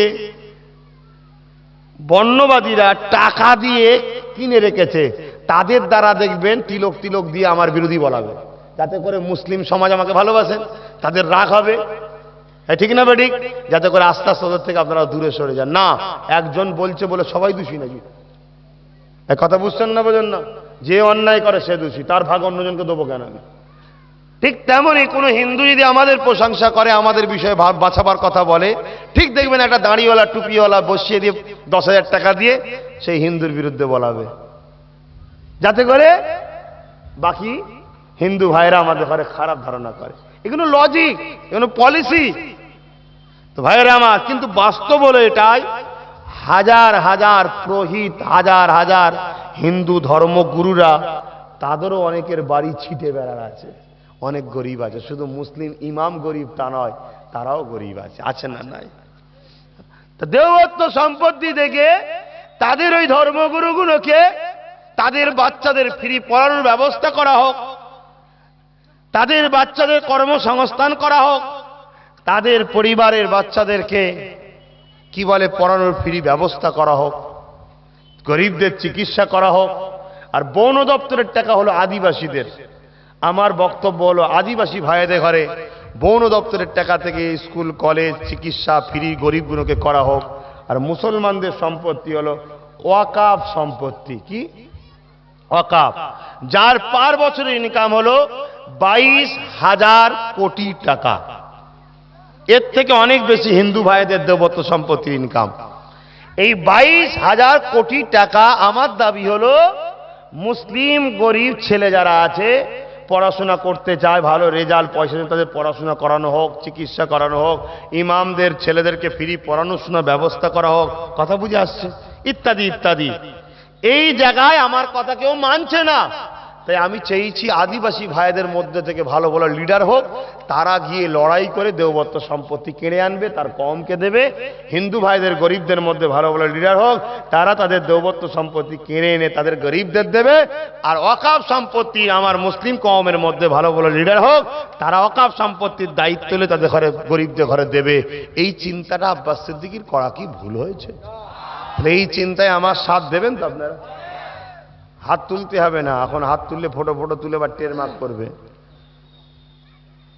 আমি আপনাদেরকে বলে যাই, আমার কাছে একটা রেকর্ডিং এলো, ভাঙরের কোনো একটা নেতা আমার ছেলেদের ঘরে ফোন করে বলছে, তো যা লাগবে তাই দেবো, তুই ভেতরে ভেতরে সব আব্বাস সিদ্দিকীর লোকগুলোকে আমাদের মধ্যে ঢোকা। কথা বুঝে আসছে? তা কালকে আপনাদের কাছে ফোন আসতে পারে কাউকে, যে তুই এক কাজ কর, তুমি রাজি হয়ে যাবে ভাই, যা দেবে নিয়ে নেবে। কিন্তু যে শয়তানের টাকার কুটকুটুনি ছিল, তার টাকাটা প্রথম লাও, নিয়ে তার সিল, তার নোরা, তার স্টাইলে তার ভাঙো দাঁতের গোড়া। অতএব যা দেবে সব নিয়ে নেবেন, কিচ্ছু বাদ দেবেন না।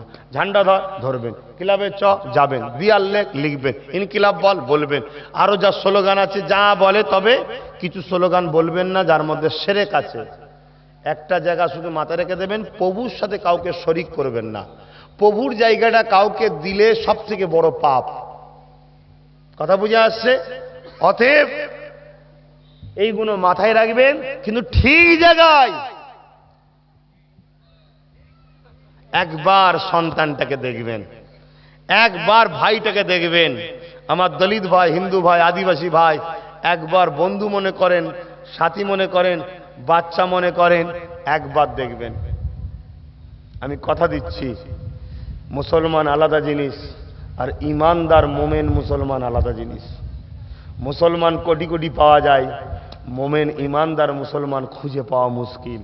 আমি একজন মোমেন ইমানদার মুসলমান বলছি, গর্দান কেটে দেওয়া পছন্দ করি, জবানের কথা খেলাফ করি না। কারণ আমরা জানি আমি ভুল করা মানে আমার জন্য ইসলামকে দাগ লাগাবে।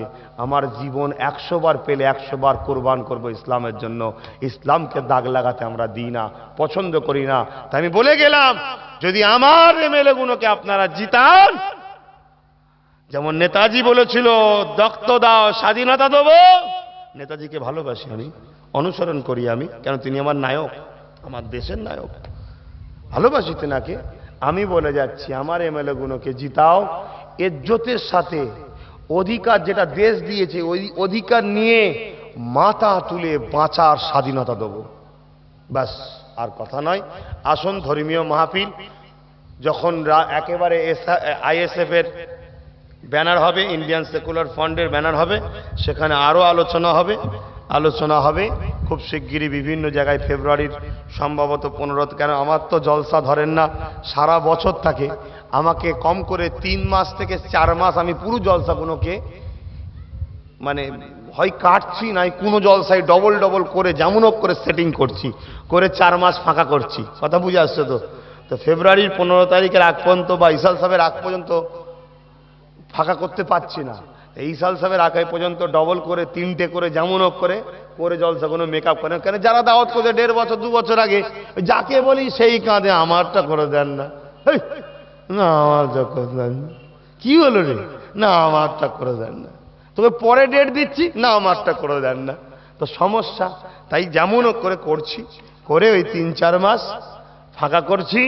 3-4 মাস এই বাংলা, এই মাতৃভূমি, যে জমিন আমাকে মায়া মমতা ভালোবাসা মাতৃ ভালোবাসা প্রেম দিয়েছে, সব দিয়েছে, সেই মাতৃভূমির বাঁচাবার জন্য সর্বসময় তো নাপছি। ওই 4 মাস রাজনীতির ব্যানারে নেবে আমি এই সংগ্রাম, এই লড়াই করব, করে যারা যারা এমএলএ হবে তারা আপনাদের নিয়ন্ত্রণ করবে।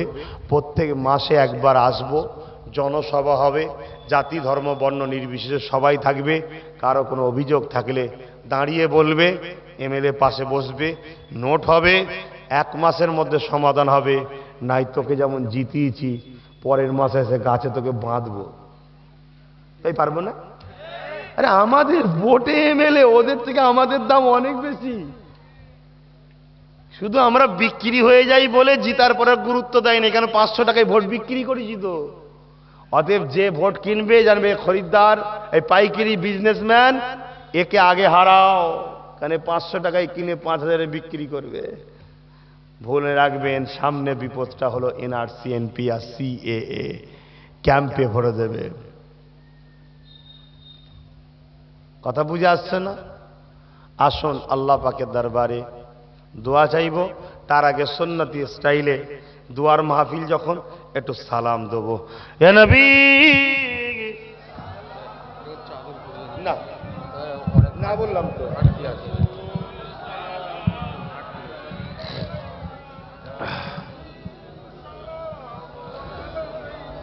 যারা ইসলাম ধর্মের অনুসারী মানুষ আছেন একটুখানি মাহফিলের সঙ্গে দোয়াতে শরীক হয়ে যান, একটু গাছতলাটা ছেড়ে চলে আসেন, একটু মানান লাগবে। যারা এখানে আছেন ঠিক আছে। আর যে সকল আমার দেশবাসী ভাই, আমার এক বাবা মায়ের সন্তান আমরা আছেন, তারা দাঁড়ান, আমরা আমাদের স্টাইলে আমাদের নেতা বলে যাকে মেনে নিয়েছি তিনাকে একটু সালাম পাঠাবো, তারপরে দোয়া হবে, প্রোগ্রাম আজকে শেষ হবে। তালাল বদরু আলাইনা মিন সানিয়াতিল ওয়াদাই ওয়াজাবা শুকরু আলাইনা মাযা লিল্লাহ আহিদাই ইয়া নবী ইয়া রাসূল সালামু ইয়া হাবিব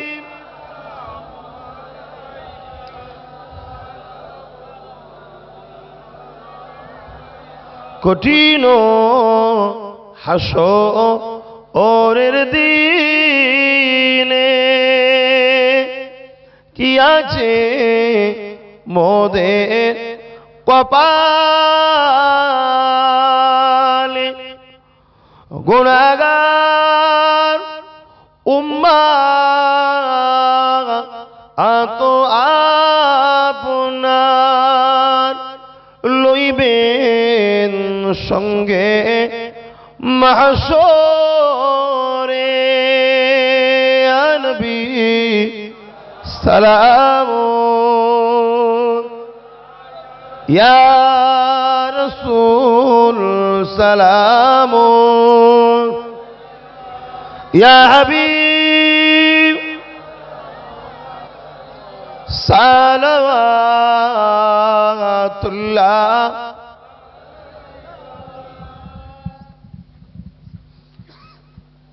একটা কথা বলছি, খুব মন দিয়ে শুনবেন, এতটুকু মনে রাখবেন, আমি যাই করি নাই করি আমার প্রভুর সঙ্গে কাউকে আমি শরীক করি না। তোর অসুবিধা হচ্ছে নাকি? যা চল যা। কথা বুঝে আসছে? এটা মাথায় রাখবেন।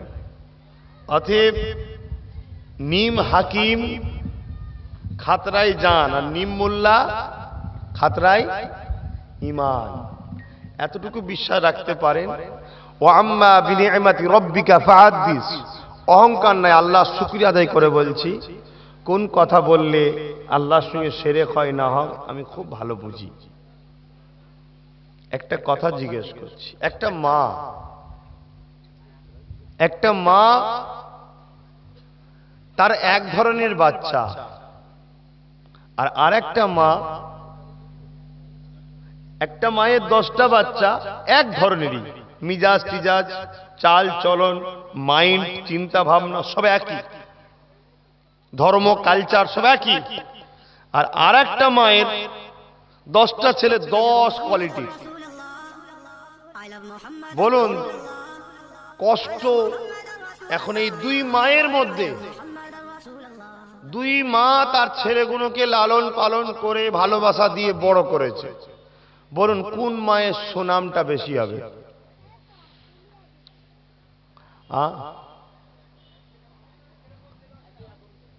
একই রকম কিন্তু পালন করা খুবই সহজ ব্যাপার, আর 10টা মাইন্ডে 10 রকম ছেলেকে লালন পালন করাটা সহজ ব্যাপার না কষ্টকর ব্যাপার? তারপরেও যদি 10টাকে মেনটেন করে চলতে পারে হাজার হাজার বছর ধরে, তাহলে সেই মায়ের সুনামটা বেশি হবে, ঠিক না বেটি? আজ পৃথিবীতে অনেক দেশ আছে, ভারতবর্ষ আমাদের একটা দেশ, যেটাকে মা সমতুল্য বলে আমি বুঝালাম। কথা বুঝে আসছে? দেশকে যদি কেউ মা বলে আখ্যা দেয় ঈমান চলে যাবে না, আর আল্লাহর সঙ্গে শিরক হবে না, কারণ আল্লাহ মা নয়। কথা বুঝে আসছে?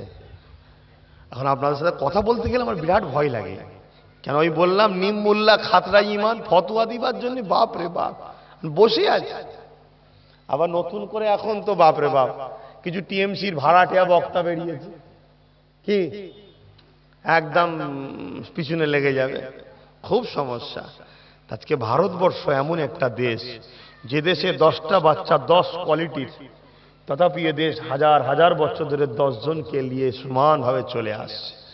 আজকে এই দেশের এই সুনামটাকে কেউ যদি মিটাতে চায়, আমরা তাকে মিটিয়ে দেবো, আমার দেশকে মিটতে দেবো না, ঠিক না বেঠি? জোরে বলুন ঠিক না বেঠি? অতএব এই জায়গায় আমাদের ঐক্যবদ্ধ হতে হবে। কে দেশকে ভালোবাসেন প্রমাণ এটা হবে। আমার কানে কানে বলল, বুঝতেই তো পাচ্ছেন এদিক ওদিক সব মাহফিলকে ঘোরানো হচ্ছে, তাই একটুখানি রুমাল ঘুরিয়ে দিলে ভালো হয়। ধর্মীয় মাহফিল, রুমাল ঘোরালে অসুবিধে নেই, কেন দোয়া চাওয়া হবে মাই মুরব্বীদের সাবরেসানির উদ্দেশ্যে। যারা আমার কওমের মানুষ আসছেন ধর্মীয় মাহফিলে, যার যা খুশি শরীফ হন, কোনো জোর নয় চাপ নয়, যার যা খুশি। আর বিসমিল্লাহ শরীফের সঙ্গে দরুদ শরীফ, সূরা ফাতিহা শরীফ, সূরা ইখলাস শরীফ পড়ুন, তেলাওয়াত করা হবে। বিসমিল্লাহির রহমানির রহিম।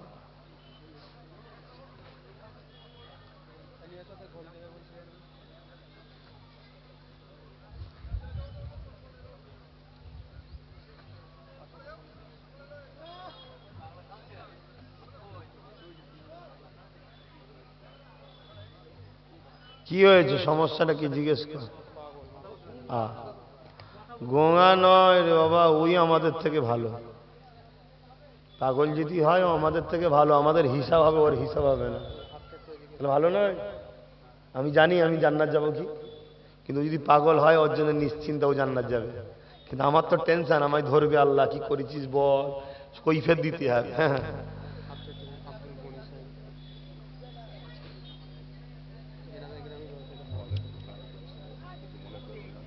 আমার মনে করার কি আছে, না আমার কিচ্ছু মনে করার নেই। তোমরা কমজোর, জালিমরা তোমাদের উপর জুলুম করছে।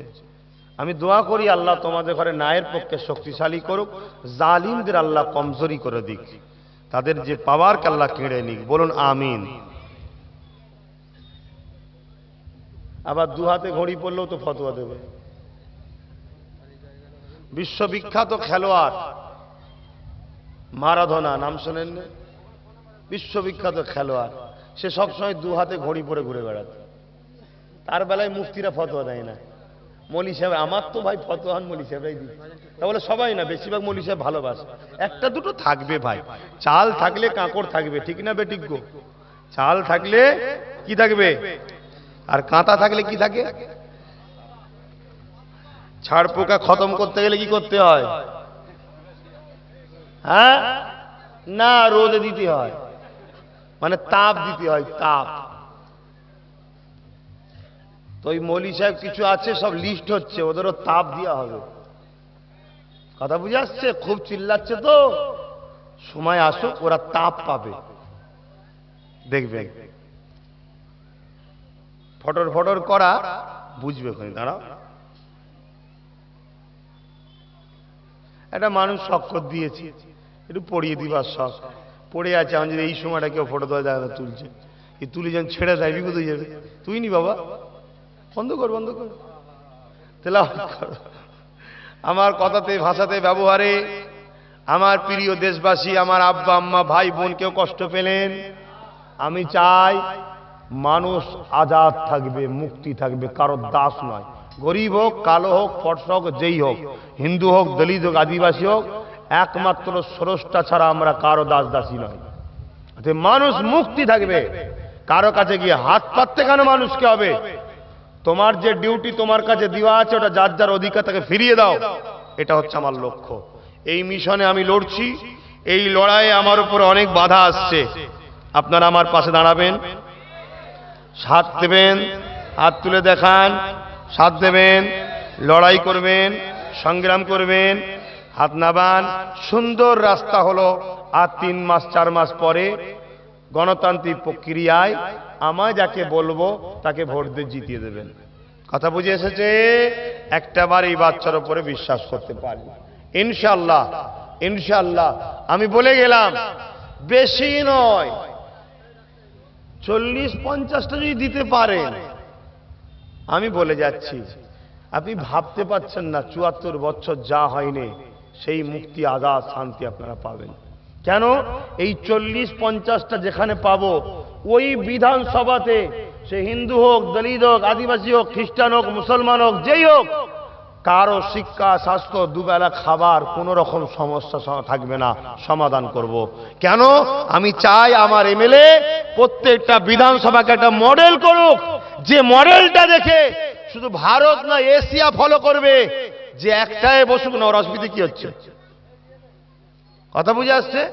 যে মডেলটা দেখে সবাই অনুসরণ করবে, যেটা এমএলএ কত কাজ করতে পারে, তাহলে 74 বছরে কি করলো তাহলে তারা।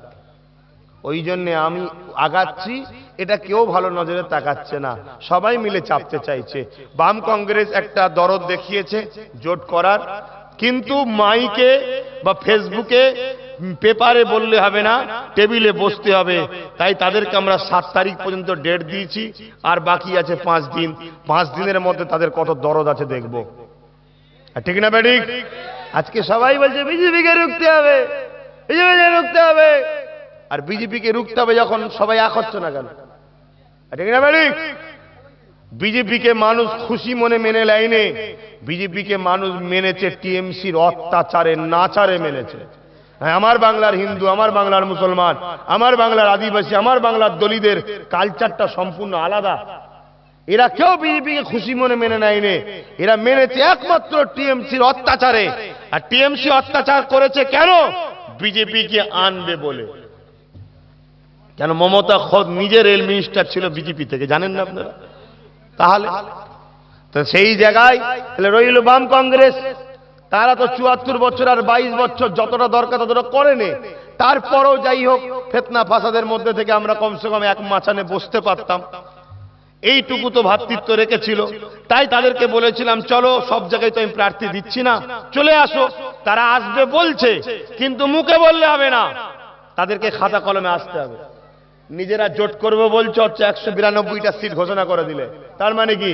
যেখানে আমরা প্রার্থী দেবো সেখানে তোমরাও দেবে, তাহলে ভোট ভাগাভাগি হবে না? হবে না। অর্থাৎ যদি বিজেপিকে রুখতে চাও, যেখানে আমি প্রার্থী দেবো সেখানে তোমরা দিতে পারবে না। এই অশোকনগরে আমি দেবো, দিতে পারবে না। আমডাঙ্গায় আমি দেবো, দেবে না। দেগঙ্গায় আমি দেবো, দেবে না।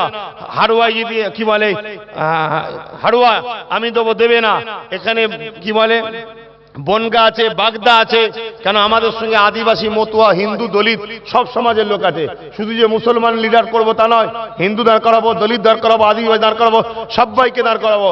আর একটা কথা বলে যায়, যেসব ভালো হিন্দু ভাই আছেন, ভালো দলিত ভাই আছেন, আদিবাসী আছেন, মুসলমান আছেন, যারা শিক্ষিত, ভদ্র, রাজনীতি করার ইচ্ছা আছে কিন্তু দুর্নীতির জন্য ঘৃণা করে সরে গেছেন, তাদেরকে বলবো, ওই মানুষটাই হলো প্রকৃত মানুষ, যে সমাজে দুর্নীতিকে মুক্ত করে ন্যায়কে প্রতিষ্ঠিত করে। ড্রেনে নোংরা আছে, ডিঙিয়ে চলে গেলে হবে না, নোংরা পরিষ্কার করে ড্রেনকে পরিষ্কার করা, এটাই হলো মানবতা। তাই বলবো, আসুন আমরা এই সময় এক জায়গায় হই, প্রত্যেকটা ভালো মানুষকে আহ্বান করছি। আর প্রতিটা বুথের ছেলেকে বলবো, কোনো দাগি করাপশনওয়ালা নেতা যদি আমাদের সঙ্গে যোগাযোগ করে, কোনো না জানা যদি আমরা নিয়েও ফেলি, তোমরা সঙ্গে সঙ্গে অবজেকশন দেবে। কারণ দাগি কোনো লোক আমাদের দলে চলবে না। কথা বুঝে আসছে? সব ভদ্র, সভ্য, ন্যায়, নতুন মুখ, নতুন ভাবে সমাজ গড়বো আমরা, ঠিক না বে ঠিক? অতএব আমরা তরুণ, যুবক, ভালো ভালো শিক্ষিত ডাক্তার, উকিল, প্রফেসর, আরো ভালো ভালো যেসব মানুষ আছে তাদের ঘরে নিয়ে আমরা করতে চাইছি। না হয় সেই ফালতু ২ নম্বর পিছনে হাওয়া দিয়ে ওকে নেতা বানাবো, তো আবার চুরি করবে, আবার লোককে জুলুম করবে। যেমন টিএমসি থেকে বেরিয়ে বেরিয়ে সব বিজেপি দিয়ে যাচ্ছে। বিজেপিকে এনে কোন লাভ হবে? সব টিএমসির চোরগুলোতে ঢুকছে, সেটা একই জ্বালা, সেটা একই অত্যাচার হবে। এই কথা খারাপ লাগছে নাকি? লাভ কি হলো? বড্ড বেশি বলে ফেলছি নাকি? বাপ কি করি বল না, এ বুকে এত সাহস কেন জানেন? ধর্মীয় দিক দিয়ে আমার আল্লাহ আছে, কোনো ব্যাপার নেই। দুনিয়াবি ক্ষেত্রে বলছি, আমার দেশ আমার পাশে আছে, দেশ আমাকে বলার অধিকার দিয়েছে। এজন্য আমার দেশ আমার কাছে মহান, যে আমায় এতটা বলার অধিকার, আরো বলার অধিকার দিয়েছে। তাও তো অনেক বেঁধে বেঁধে বলি ধর্মীয় জলসা বলে। দাঁড়াও না, আইএসএফ এর মিটিং এ উঠবো, পার্টির ব্যানারে কিভাবে ঝুল ঝাড়তে ঝেড়ে দেবো। তুমি এখনো রূপ আমার দেখোনি, এখনো রূপ দেখোনি। কেন? আমরা জানটাকে, দিওয়াকে তুচ্ছ মনে করি, কিছু মনেই করি না। আমরা বেঁচে থাকাটাকে কোনো ব্যাপারই মনে করি না, খালি খামাখাই। এই ঝঞ্ঝট তো দুনিয়া, দুনিয়া তো ঝঞ্ঝট, কি জ্বালা। ফজরের বেলা উঠে এই ঠান্ডায় গোসল করে জলসা করতে আসা জ্বালা নয়? মরে গেলে এই সমস্যাটা থাকবে? এই কথা বলেন না কেন? এই সমস্যা থাকবে। আবার এখন খিদে পেয়ে গেছে, যে খেতে হবে, ইও তো একটা জ্বালা। আবার কি বলে, অন্য জায়গায় যেতে হবে, সেখানে যে বক্তব্য দিতে, ও একটা জ্বালা। সংসার আছে, সব দেখতে হবে, চলে গেলে বাবা মিটে গেল। অতএব বেঁচে থাকাটাকার কোনোদিন আশা আমরা করি না। কথা বুঝে আসছে? অতএব অন্যায়কে কোনোদিন প্রশ্রয় দিইনি। সে অন্যায় আমার ভাই করলেও মাপ নাই। যে রক্ত ভাই হয় ছেড়ে দাও না, ইসলাম ওটা শিখাই নেই। ইসলামের তরোয়াল চলবে, ন্যায়ের তরোয়াল চলবে, সত্যের তরোয়াল চলবে। সে নিজের ছেলে হলেও ধরা পড়ে যাবে। আসুন, কেউ মাপ পাবে না। আল্লাহুম্মা আমিন। আল্লাহ, আমার আব্বা গুনো के लिए, भाई गुनों के लिए, देशवासी गुनों के लिए হাত তুলেছি। আল্লাহ, বাধা অনেক দিচ্ছে, তারপরও আল্লাহ আমার হিন্দু ভাই আপনারই সৃষ্টি, তারা জায়গাটা দিয়েছে। খোদা, তোমার কুদরত বুঝা বড় মুশকিল, তোমার কুদরত বুঝা বড় মুশকিল। যে ধর্মীয় ভালোবাসার মানুষের আলোচনা, যে ধর্মীয় সেজে আছে তারা বাধা দিল, আর যারা ইসলাম ধর্মের নয় আর তারা বলছে আসো করো। তোমার কুদরত, এ সব তোমার ক্ষমতা, এ বুঝা বড় মুশকিল। যাক আল্লাহ, সর্বপ্রথম তোমার সৃষ্টি হয় সেই হিন্দু ভাইগুলো যারা আজকে এই জায়গাটা দিল করতে, দোয়া করি তোমার কাছে, তোমারই তো সৃষ্টি তারা, তাদের পরিবার, বাচ্চা, স্ত্রী সবাইকে নিয়ে তাদেরকে সুখে রেখো। আয় আল্লাহ, সাথে সাথে আজকের এই দুয়ার মাহফিলকে কবুল করে নেন। এই দুয়ার মাহফিলকে কবুল করে নিলে যদি কিছু সওয়াব দেন, আমার নবীর দরবারে সওয়াব পৌঁছে দিন। হুজুরে আব্বা যান, হুজুরে আম্মা যান, হুজুরের পরিবার, স্ত্রী, আত্মীয় স্বজন, ইমাম হাসান হোসাইন, চার প্রাণপীর চার ইমাম, হুজুর হিন্দের বাদশাহ, সুলতানে হিন্দ, গরিবে নওয়াজ, খাজা হুজুর, আমার মুজাদ্দেদ জামান দাদা হুজুরের 5 কলিজার টুকরা খলিফা হুজুর, তামাম বিশ্ব ওলি গৌস কুতুব আবদাল সাদাত প্রত্যেকের উপাকে সওয়াব পৌঁছে দিন। আমরা যারা হাত তুলেছি আমাদের প্রত্যেকের মাই মুরব্বী যারা চলে গেছে জান্নাতি করে দিন, যারা বেঁচে আছে হায়াত দারাজ করুন। আল্লাহ, আমার দেশকে আপনি হেফাজত করুন। জানি না আমার এই ভাইটার কি সমস্যা, আল্লাহ আপনার সৃষ্টি কি দুঃখে কি কষ্টে আছে, কাঁদছে, আল্লাহ তাকে সুস্থ করে দিন, স্বাভাবিক জীবন যাপন করে দিন। আপনার সৃষ্টির উপর আপনি দয়া করুন। আল্লাহ, আমরাও কে কি বিপদে আছি, কি উপায়ে আছি, কি অভাবে আছি, কি কষ্টে আছি, কি জ্বালার মধ্যে আছি, আমি তো জানি না, সব তো আপনি জানেন। সবার সমস্যাকে আপনি সমাধান করে দিন। খাস করে আমার প্রিয় দেশ ভারতবর্ষ আজকে বড় বিপদের দিকে যাচ্ছে, আমার দেশকে আপনি হেফাজত করুন। আমার দেশের সেনাবাহিনী মাতৃভূমির ভালোবাসায় নিজের জানকে লাগিয়ে বর্ডারে দাঁড়িয়ে আছে, ঠান্ডায়, গরমে, রোদ, বৃষ্টিতে, সর্বসময় তাদের জন্য দেশের নাগরিক হিসাবে দোয়া করি, তাদেরকে সুখে শান্তিতে রাখো। তাদের বাচ্চা, স্ত্রী, ছেলে পুলিলে শান্তির পথে চলার তৌফিক দাও। আয় আল্লাহ, আমার দেশের প্রশাসন ভাই আজকে যারা নিরাপদে নাই, আজকে যারা স্বাধীন নাই, যাদের উপরে দুর্নীতিবাজ নেতারা অত্যাচার করছে, সেই প্রশাসনের উপরে আপনি শান্তি দেন, তাদেরকেও নিরাপদ দেন, তাদের স্ত্রী, বউ, বাচ্চা, মা বাপলে সুখে শান্তিতে রাখেন। আয় আল্লাহ, তাদেরকেও মানুষ সেবা করে দেশের জন্য সরল সঠিক পথে চলার তৌফিক দিন। আয় আল্লাহ, আমার দেশের হিন্দু ভাই, দলিত ভাই, আদিবাসী ভাই, সাঁওতাল ভাই, বাগদি ভাই, বাউরি ভাই, যত সমাজের মানুষ আছে, সবার স্রষ্টা তো তুমি একজন। তুমি তো সব জায়গায় আছো, সব শুনতে পাও, সব দেখো। তো তোমার সৃষ্টিগুলোর উপরে আজকে জুলুম হচ্ছে, গরিব বলে এদের উপরে অত্যাচার করা হচ্ছে, তাই তুমি এদেরকে সাহায্য করো, এদেরকে সাহায্য করো। আয় আমাদের খালেক, মালিক, সৃষ্টিকর্তা আল্লাহ, সমস্ত ধর্মের মানুষকে তুমি আশ্রয় দাও, সবার সংসারের অভাবকে দূর করে দাও। এই কঠিন ঠান্ডাতে আল্লাহ, তোমার সৃষ্টির গরিবগুলো আজকে বড় কষ্টে আছে আল্লাহ। এই কঠিন ঠান্ডায় কার টিনের বাড়ি, কার ছিটে বেড়ার বাড়ি, তেরপোলের বাড়ি, পাকা বাড়িতে থাকতে কত কষ্ট হয়, কম্বল উড়িয়ে, তাহলে তাদের কত কষ্ট হয়। আমাদের মালিক, তুমি তাদেরকে সাহায্য করো, তাদের বাচ্চাদের ঘরে উচ্চশিক্ষায় শিক্ষিত করো, তাদেরকে কারবার দাও, তাদেরকে চাকরি দাও, সব তো তোমার কুদরতি হাতে। তুমি এমন নেতা দাও যেন গরিবের কথা ভাবে। আয় আল্লাহ, তুমি সবাইকে সাহায্য করো। মা বাপ গুলোকে বাচ্চাদের মুখে খাবার দিবার জন্য ভিক্ষার হাত পাতাওনি, তাদের চোখের পানি এনে দিও না আমার মালিক। প্রত্যেকটা বাচ্চার বুকে খিদের লাগলে কষ্ট হয়, সে হিন্দুর বাচ্চা হোক আর মুসলমানের বাচ্চা হোক, তোমার সৃষ্টির কষ্ট হয়। তাদেরকে তুমি খাওয়াও মালিক, তাদেরকে তুমি খাওয়াও, কেন রেজেকের মালিক তুমি। তোমার পরীক্ষা এগুলো, ধনীদের পরীক্ষা করছো গরিবদের দেখে কিনা, আর গরিবদের পরীক্ষা করছো অভাবেও তোমাকে ভালোবাসে কিনা। আমাদের ধৈর্য দাও, আমাদের সবর দাও, আমাদেরকে সত্যের পথে চলার তৌফিক দাও। মিথ্যা থেকে দূরে রাখো, হিংসা থেকে দূরে রাখো, লোভ থেকে দূরে রাখো, ফিতনা থেকে দূরে রাখো, দাঙ্গা ফাসাদ থেকে দূরে রাখো। মানুষে মানুষে মিল দাও, ভ্রাতৃত্ব দাও, মানবতা জাগাও। আয় আল্লাহ, আমাদের সকলকে শান্তিতে রাখো। আমার কওমকে তুমি মিলেমিশে সুখে শান্তিতে থাকার তৌফিক দাও। আল্লাহ, আমি আপনার সৃষ্টি, আপনার কাছে হাত তুলেছি, আমাকে যদি আপনি সুযোগ দেন, আমি আপনার সৃষ্টির সেবা করতে চাই, আপনার সৃষ্টির সেবা করতে চাই। হিন্দু হোক, দলিত হোক, আদিবাসী হোক, সাঁওতাল হোক, বাগদি হোক, মুসলমান হোক, আপনার সৃষ্টির গরিবদের পাশে দাঁড়াতে চাই, আপনার সৃষ্টিকে শিক্ষার রাস্তা দেখাতে চাই, আপনার সৃষ্টিকে ভুকাকে খাওয়াতে চাই, আপনার সৃষ্টির পরনার কাপড় নেই যার গায়ে তার কাপড়ের ব্যবস্থা করতে চাই, আপনার সৃষ্টির মধ্যে যার ঘর নেই তার ঘরের ব্যবস্থা করতে চাই।